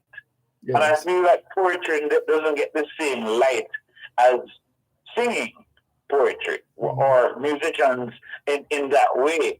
So I think that there are ways that we can enhance things like poetry to give them that greater shine. I think it's because I didn't see it in that way that I didn't have the same type of interest. I see. All right, let's talk now about this publication, the collaboration on this publication, the Pieces of Jamaica, Jamrock edition. In terms of the response so far, what have you been picking up? How is it going? Are you, to what extent have you been able to get this publication into the hands of many Jamaicans and friends of Jamaica? Dervan, I'm going to be honest with you. It hasn't moved a lot, not because people don't want it, but because we don't have the stock where it needs to be. The same supply chain problem that has been plaguing the world has plagued Pieces of Jamaica as well. So what happened was that we received some copies of the book so that we could start the promotion of expecting to have everything finally delivered in both Jamaica and the US by mid-July. It did not happen that way. And as of right now, we still have bookstores waiting for stock that people have already ordered and are eagerly waiting to have with them. So the truth is, we've had great response. The unfortunate reality is that the orders that have been made have not been all fulfilled just yet, and that while there are lots of additional people looking to get books, we're not selling anymore until we definitively have the majority of the stock supplied. So it's actually an exciting time for some, not for me, because I don't like people waiting. I like people to have what they have ordered and so on. But it seems to be that it's worked out that in the end, there is a great desire and there is a great demand, which is wonderful. But the supply is not matching the demand. And so until people are fulfilled, I won't feel good about where we are. Understood. And speaking about where we are, this is Jamaica radio interview on both the story, Power 106 FM, still streaming live on the Gleaners website, go-jamaica.com, live on your smart devices all over the world. Our guest is photo artist, co-founder Island Space, managing director Island Syndicate, and one of the co-authors, co-publishers of the new Pieces of Jamaica Jamrock edition, a collaborative effort involving or led by David I. Muir and Sean Henry, and they had quite a supporting cast, and they still do in many respects, which is so important in any endeavor to have that kind of support. And so we're also happy that David Muir has decided to join us as a guest on This is Jamaica radio interview, because coming up pretty soon is the This is Jamaica Poetry Scholarship competition. And this is, I think the applications will be opened pretty soon. Let's see. And it will provide the children of Jamaica with a glorious opportunity to win one of these scholarships. And who wouldn't want to have one of these scholarships? The This is Jamaica Scholarship 2022. And it's a collaborative effort. Dr. Dwayne Dice and Education Solutions International presenting the Peter Gracie This is Jamaica Poetry Scholarship 2022. And it's an opportunity for educators to get your students ready for the Peter Gracie's This is Jamaica Poetry Scholarship competition. We'll tell you some more in just a moment.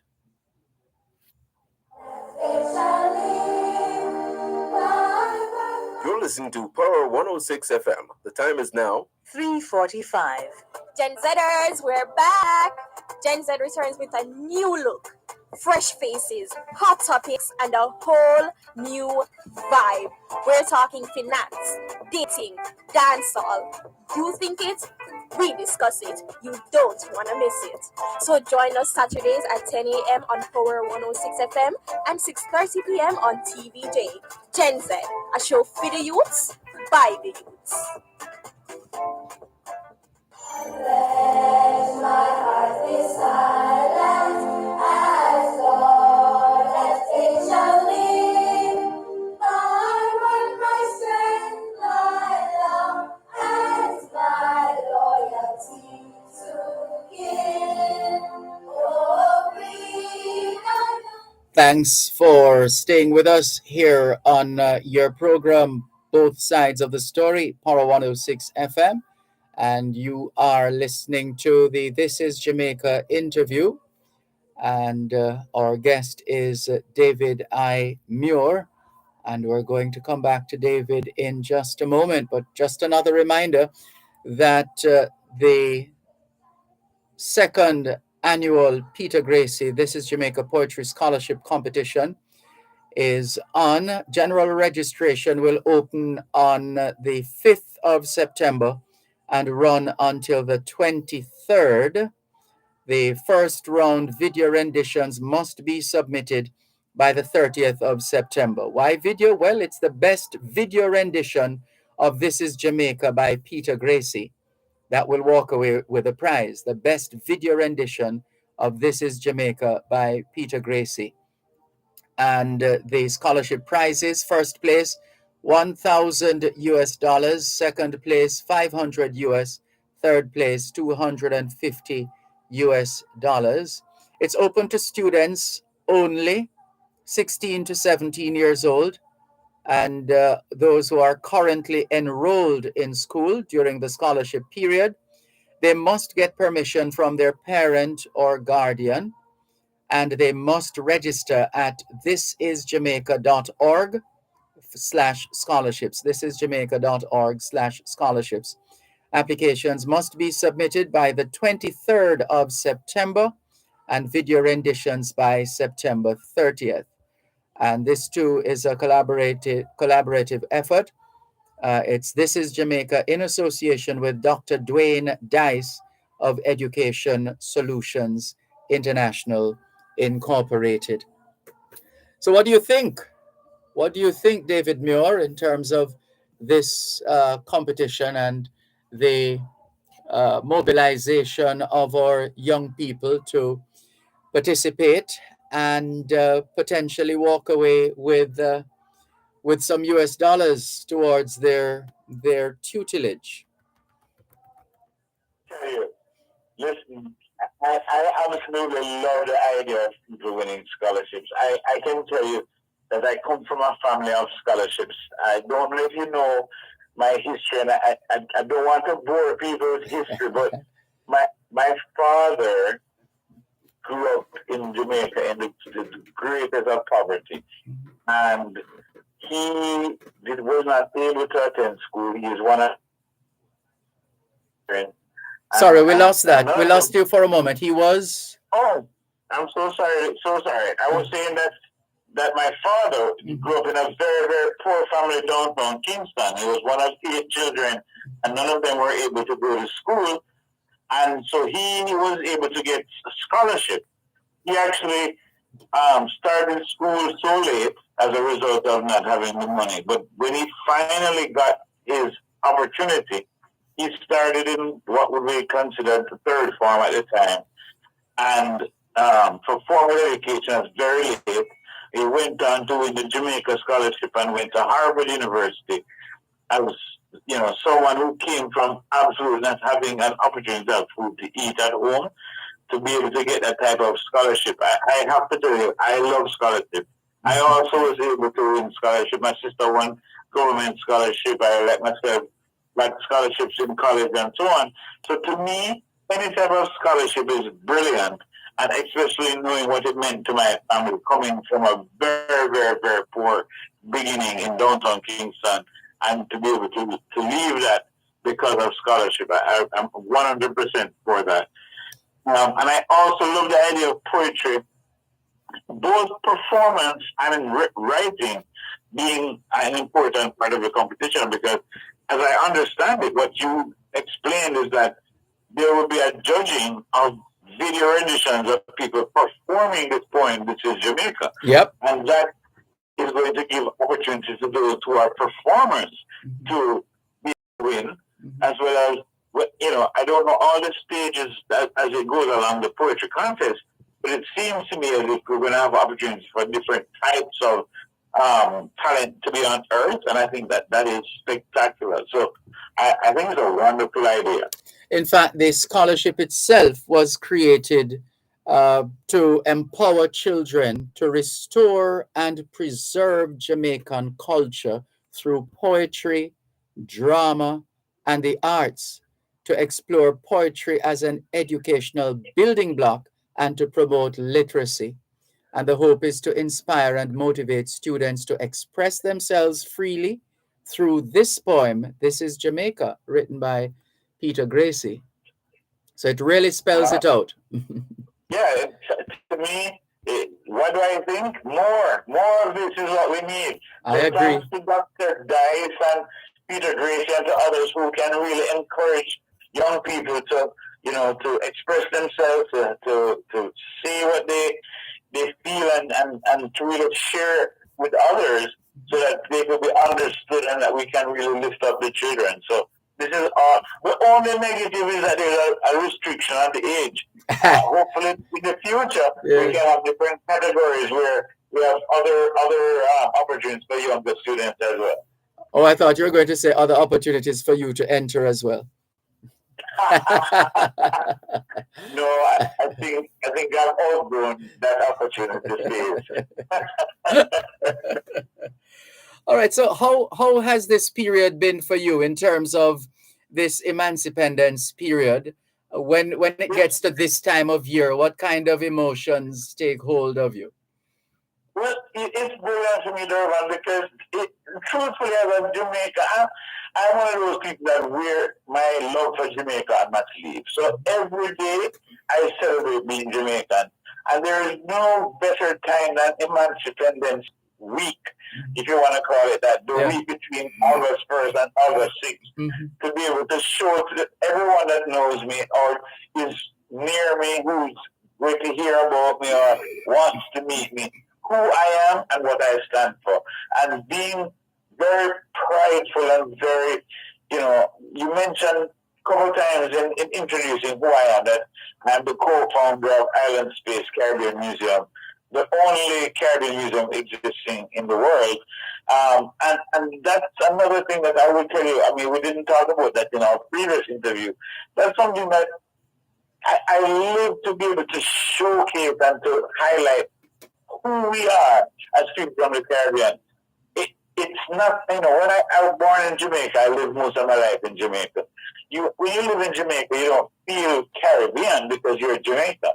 True. But when you have the opportunity to leave and to live in a different place, and you recognize now the importance of all of us in the region, the reasoning behind how it is that you look for a larger grouping of people to cling to so that you are represented in some way. If I am just a small subset or a smaller subset, being Jamaican is wonderful. Being Jamaican and being Caribbean together is even more wonderful. And so I take the pride of this period because it's not just Jamaica alone that has independence at this time, other Caribbean nations as well. It's not only Jamaica it's actually most of the English Caribbean celebrates emancipation at around the same time. Yes. So we really have a collective spirit and a collective history all being shared at this time of year that is wonderful in community. So there's a lot that I gain at this time that really makes me proud to celebrate and to show who I am at this time of year.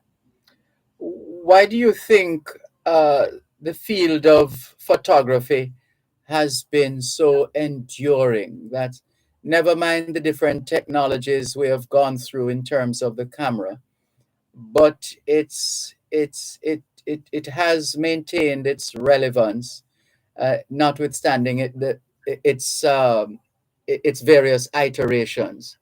Why do you think? Why do you think photography is so long lasting? For me, I'm going to do a shameless plug for my business. Our business, Island Syndicate, right? We do many things, but our company tagline or phrasing is storytelling excellence. And really, even though we do some video or we do lots of publishing, we have a magazine that we publish, we have TV programs that we've authored and so on. At the end of the day, that single still image, when you can do justice, when you can tell a full story with a still the moment, it is something that can last a lifetime. There's so many iconic images that tells of our history, our heritage, our culture, and it's always very powerful. I think that why photography has endured, and if you notice, there are platforms built around photography, things like Instagram and Facebook and all of these are now even more powerful ways to share socially the importance of an image. Why I believe resonates that way is that with visual art, specifically photography, you can show people something that is abundantly real, but at the same time that it's real, it allows them to imagine the possibility of greater things. Yeah, pretty, very, very well said. Very well said. So, are you on a break now? What does that mean?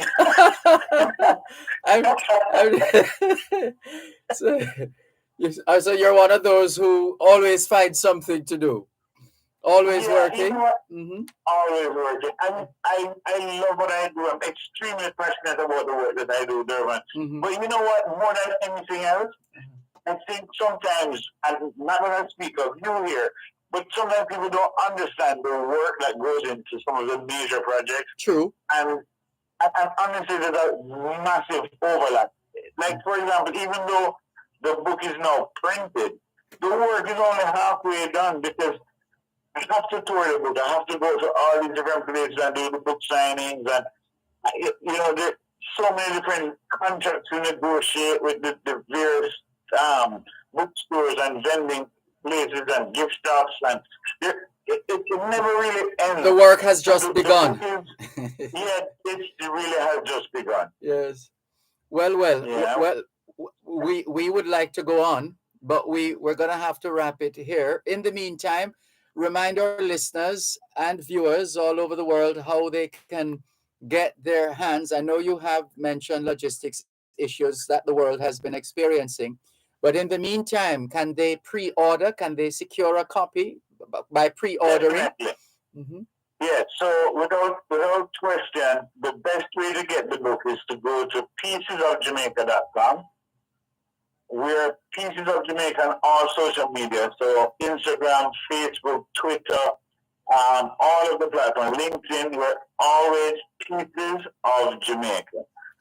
Great. The website is easy, piecesofjamaica.com, and we can either pre-order or you can express interest in pre-ordering by just signing up to be on our mailing list, and we can update you as to when we're coming to your town, when there are book signings in your area, and so on. So we look forward to the support, and thanks again, Dervan, for interviewing me again and for allowing me the platform to speak of what we're doing. It's a pleasure. Thanks a lot. All the best. Thank you. Take care. That's David I. Muir, and he has been speaking with us about naturally, this is Jamaica, Poetry Scholarship Competition, the importance of poetry in the classroom, and also his work as a photo artist, among other things. That's it for this week's edition of This is Jamaica. This is Jamaica. This is my country. A son of this island, a daughter of this land. Fearless of fear, I stand in awe. Only love prevails, secured in God's hands.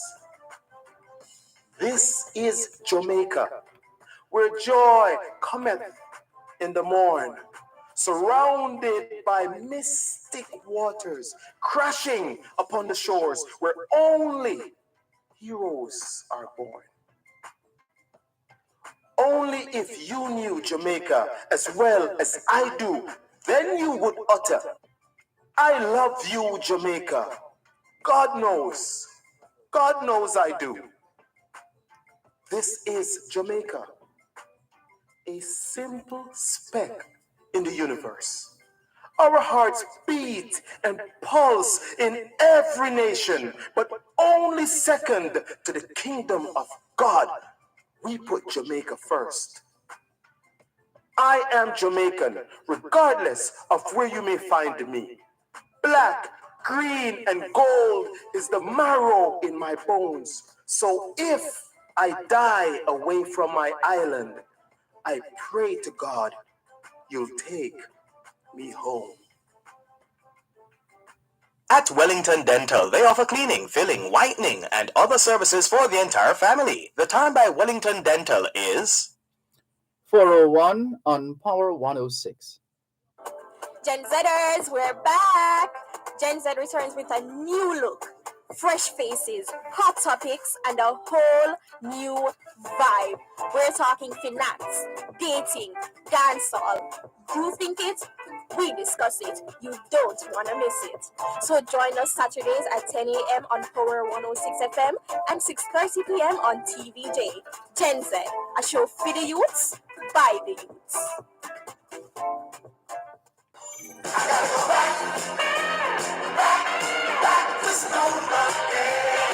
Summer is on, and before you know it, you'll soon be making plans for the new school year. Make the grade at the annual RGR Kingdom Back to School Bazaar, Saturday, August 13th at Dervan House, and bring the kids to enjoy the rides while you shop in comfort. Do you sell books and stationery items, e-learning and smart devices, backpacks and lunch kits, snacks, juices? Do you provide educational loans and scholarships, dental, optical, or GP service? Or maybe you manufacture uniforms or classroom furniture, or have school shoes, sports gear, or art supplies? Call our marketing department at 876-926-1100 now to book your space. That's 926-1100 to participate in the RGR Kingdom Back to School Bazaar at Devon House on Saturday, August 13th. Sponsored by VM Money Transfer Services, Digicel, Jamaica's best mobile coverage, and PA Benjamin. Associate sponsors, Sangster's Bookstore, Farmer Wormer, Old MacDonald, Quaker, Pasqua, Siga, UCC, Imperial Optical, and Devon Biscuit. You gotta go back. Back to school. I am fine, thanks. And you? Would you like to be on air or off air? All right, hold on a moment,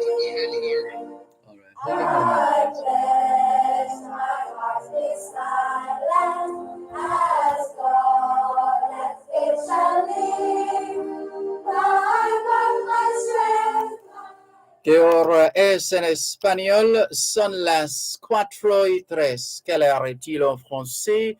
Il est 4:03. Science, Tidian Le.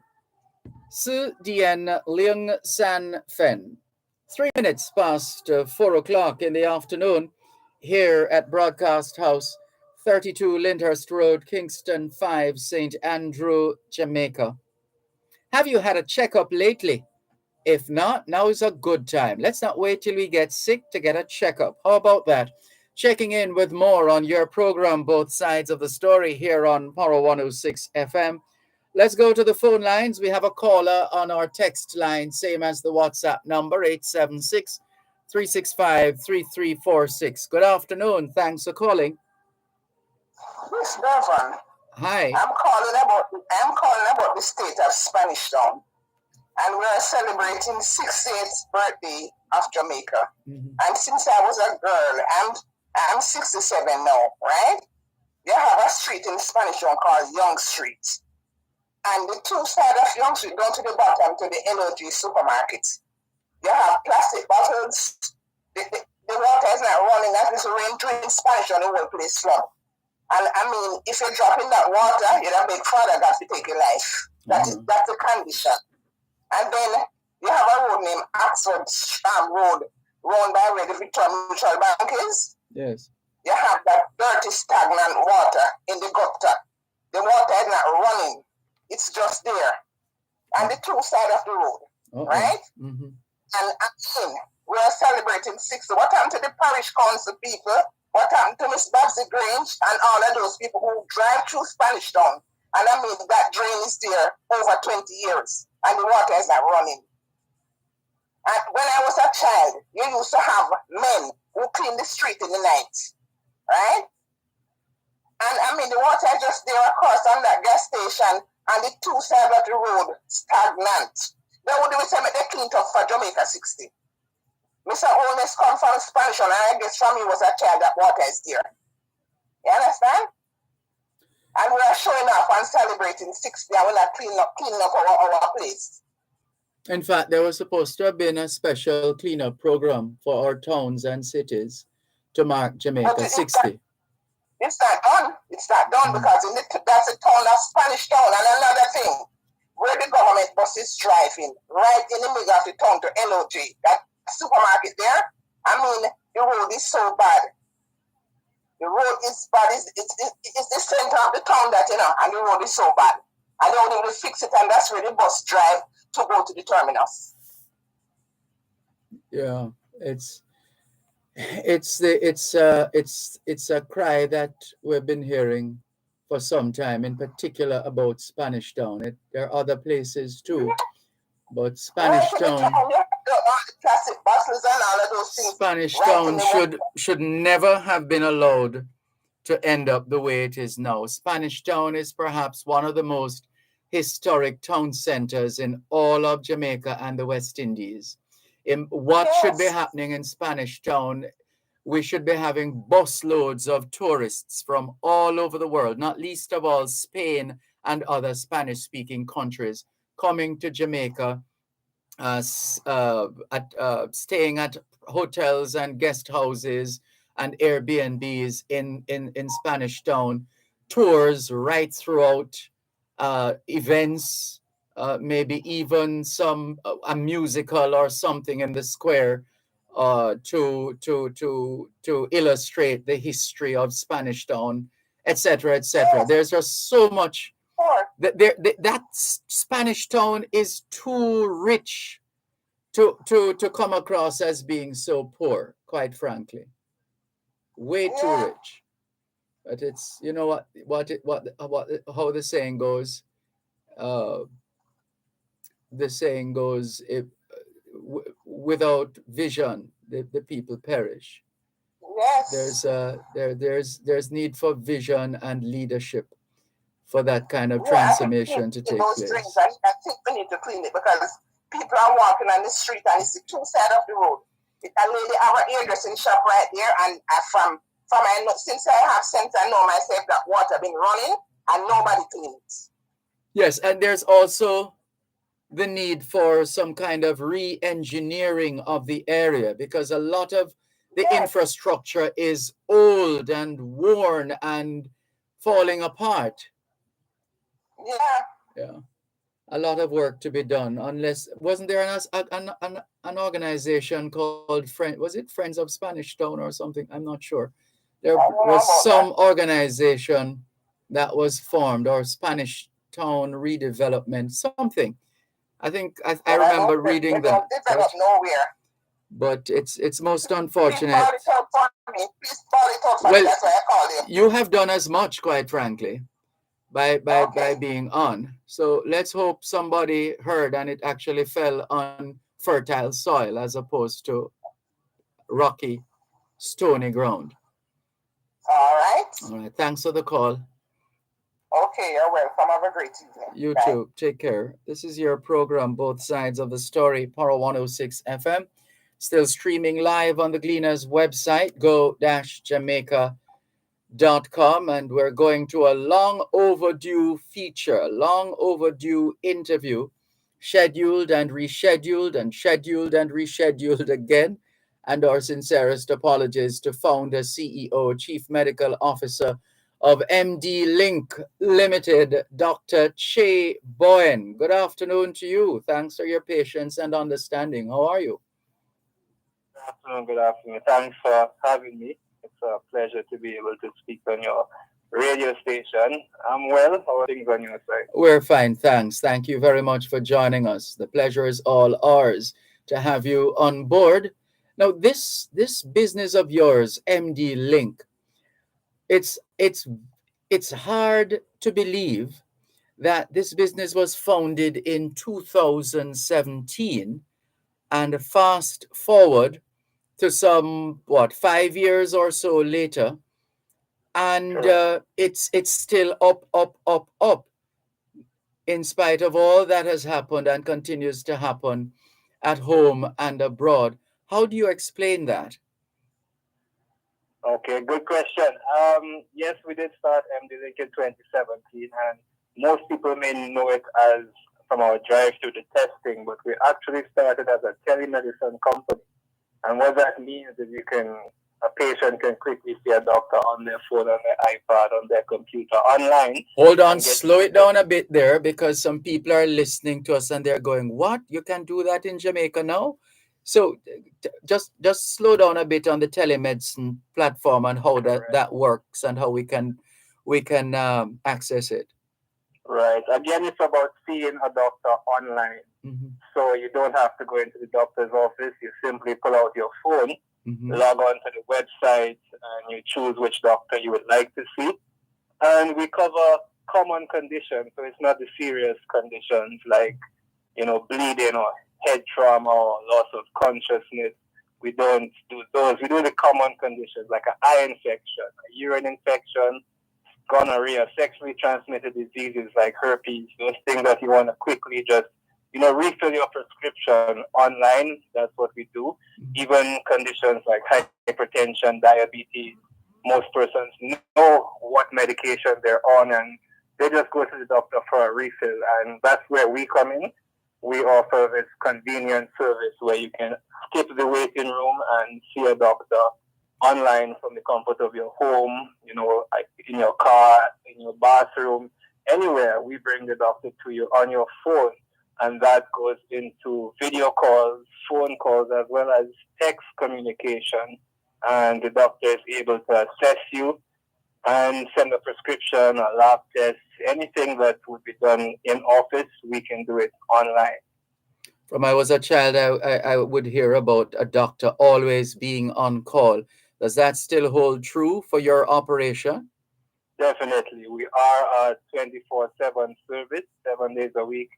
Even on holidays, when your doctor office is closed, we are open on holidays, on Sundays, and even late at night. You can get a doctor to speak with, and we can get the medication to you. So we do medication delivery, as well as we send the prescription directly to the pharmacy of your choice, and you can go there and pick it up. We Jamaicans like to feel special. Are we the only one with these technologies? Yes, Jamaicans are special indeed, and MD-Link was launched in Jamaica, so we are definitely the pioneer of this sort of concept or technology in the region. The company MD-Link has indeed started growing and expanded into different territories, but Jamaica remains our headquarters. Okay, first. So we are in a few other islands. Yes, that's good to know. Very good to know. And so with the growth, what are some of the factors that have determined where you add another layer to, or where you expand, or where you might rework, etc.? You've been doing it. Growing since 2017, and it became a necessity, and we got a lot of doctors understood the concept immediately, and we got a build-up in the patient's body, as well as the amount of appointments we see on the platform. So that has allowed us to grow, and during the pandemic, we branched off into COVID-19 testing, and we opened up the drive-through test center, and we were able to do a lot of house calls where we come to you at home and test you. Since the pandemic has been dying down, we have transitioned into a full medical laboratory testing, and we did indeed acquire a new, well, not a new, this medical laboratory, Sleep Diagnostics, has been around for about 7 to 8 years. So they are not new in the game, but they are now part of the MD-Link community of the MD-Link. One moment, please. Let's come back in just a moment. You're listening to Power 106 FM. The time is now 4:50. National Irrigation Commission customers, you can now pay your bills online using your Visa credit card, MasterCard, or NCB key card by visiting the website www.nicjamaica.com. Select Pay Your Bill option, then follow the instructions, or visit any one of their office locations and pay using your debit card. The National Irrigation Commission Limited. Irrigation, making the difference in agriculture. Tune in to Power 106 FM for Milestones in Nationhood, short features that examine 60 significant milestones in Jamaica's history and development as Jamaica celebrates 60 years of independence, from pre-independence to political independence and the formation of the Jamaican society and people. It all comes together in Milestones in Nationhood, weekdays 12:30 p.m. to 4 p.m. That's not right. It can't be 12:30 p.m. to 4 p.m. Yeah, that's wrong. She means to say 12:30 p.m. and 4 p.m. ¿Qué hora es en español? Son las 4:16. Quelle heure est-il en français? Les 4:16. 现在几点了？4点17分. Well, it started out at 16 past 4, just changed by the time we got to Chinese. 17 minutes past 4 o'clock in the afternoon, here at Broadcast House, 32 Lyndhurst Road, Kingston 5, St. Andrew, Jamaica. Have you done your homework yet? If not, now is a good time. Yes, young people, we know you're still on summer break. Enjoy the summer, but start warming up now for September. Good time to start warming up. And parents and guardians, please take advantage of whatever free health clinics are around so that the children can have their eyes tested, they can have their teeth professionally cleaned, and they also go through the medical examination. They have to do a medical, especially those who are transitioning from primary school to high school.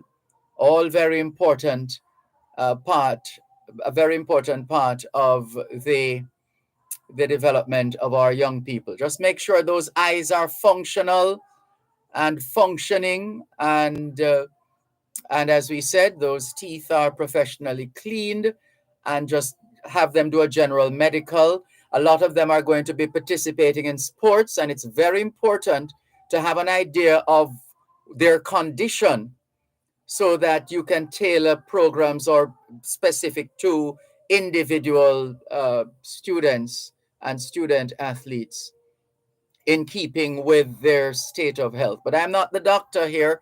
We have a doctor online. Why am I telling you these things? And we have a doctor. He is the founder, CEO, Chief Medical Officer at MD Link Limited, Dr. Che Bowen. And he's been giving us an insight into this enterprise of his, MD Link, which was founded some 5 years ago.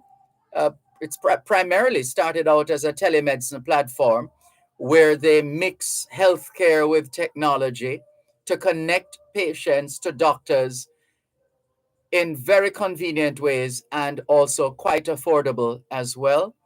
The patients are able to book appointments online, to see doctors via text, audio, video calls.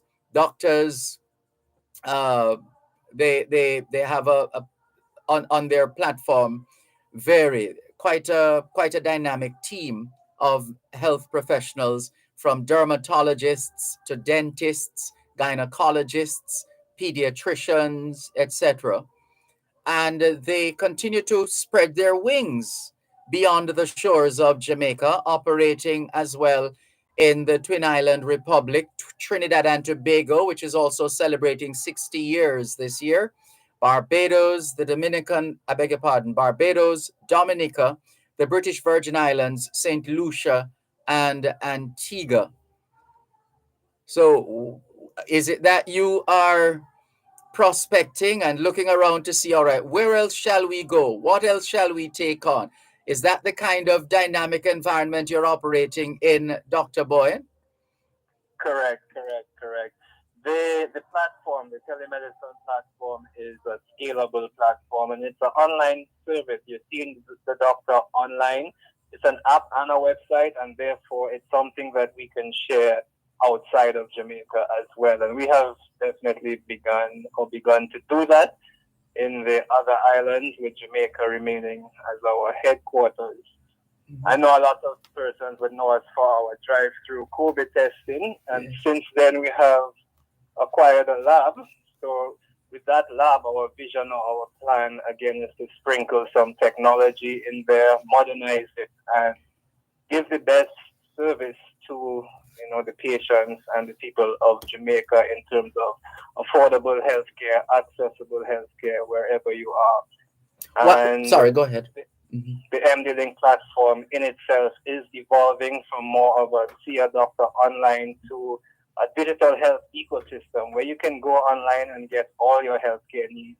If you need a lab test, it's on there. If you need to see a doctor, it's on there. If you need a doctor to come to you, it's on the website, it's on the app. So you can, what we are doing is more or less putting the entire health ecosystem online as much as we can. While we have you online on the subject of COVID testing, since America said, well, you no longer need to have a COVID test, to do a COVID test in order to enter the country, the numbers have fallen dramatically, haven't they? definitely numbers have fallen. What we have done to mitigate that, again, is with the lab. So we have gone into an accredited full medical laboratory. And to go back to your school medical, that's definitely something we do. You know, your male health profile, your executive medical, as well as your school medical. We do those blood screening tests now.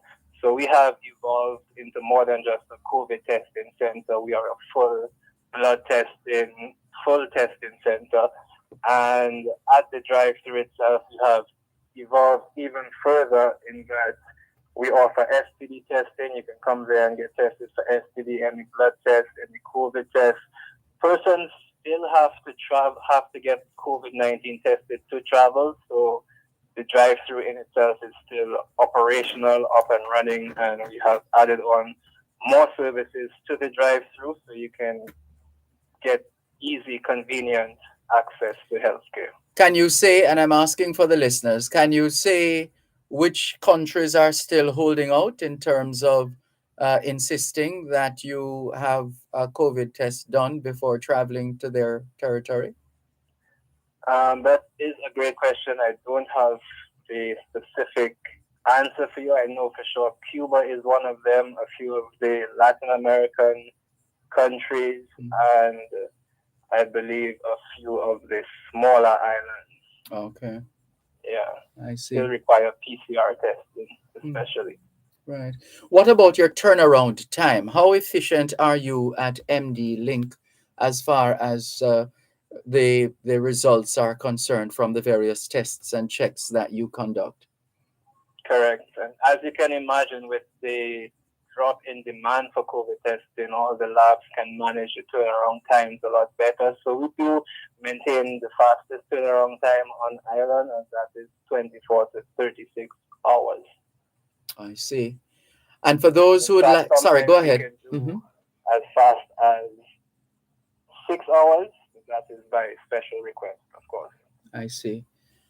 And what you tell us with respect to, of all the services that you MD Link Limited, which is in greatest demand?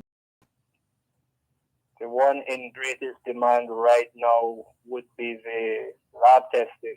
Okay. So, yeah, everyone, a good majority of the persons on island need to get tested at some point in time. And so it's more of a need than a want. For instance, like you said, when you're transitioning through school, you may want to get a school medical done, or even if you're applying for a job, you may want to get drug tested. And that's where our accredited lab comes into play. From the telemedicine side of things, COVID-19, the pandemic did help us a lot. And what that did in itself is allow persons to learn about the value of seeing a doctor online. And so our numbers in that regard have not dropped. We continue to grow. And more users are, in fact, refilling their prescriptions online on the website at any time of day. Most of the time, it's actually early morning. Persons wake up early and they just jump on the website, refill their prescription, and they don't have to worry about, going to the doctor's office, waiting in line, spending the entire day between the doctor's office and the pharmacy. Instead, they sit the entire day by just jumping on the website, on the platform, seeing a doctor online, booking a doctor, and getting their prescription sent straight to the pharmacy. By the time they reach to the pharmacy, their medication is prepared, or maybe they had it delivered. So it's all about, convenience, affordable, and increasing access to affordable healthcare. That's where MD Link as a health company is going. What's the scope for doing these back to school or out to school for the first time medical tests? What's your capacity like if a school were to say would like to invite you and some members of your team to administer these general checkups, or to whether to visit your location or a particular site, or for them to come to the school? What's Correct. What's your capacity? As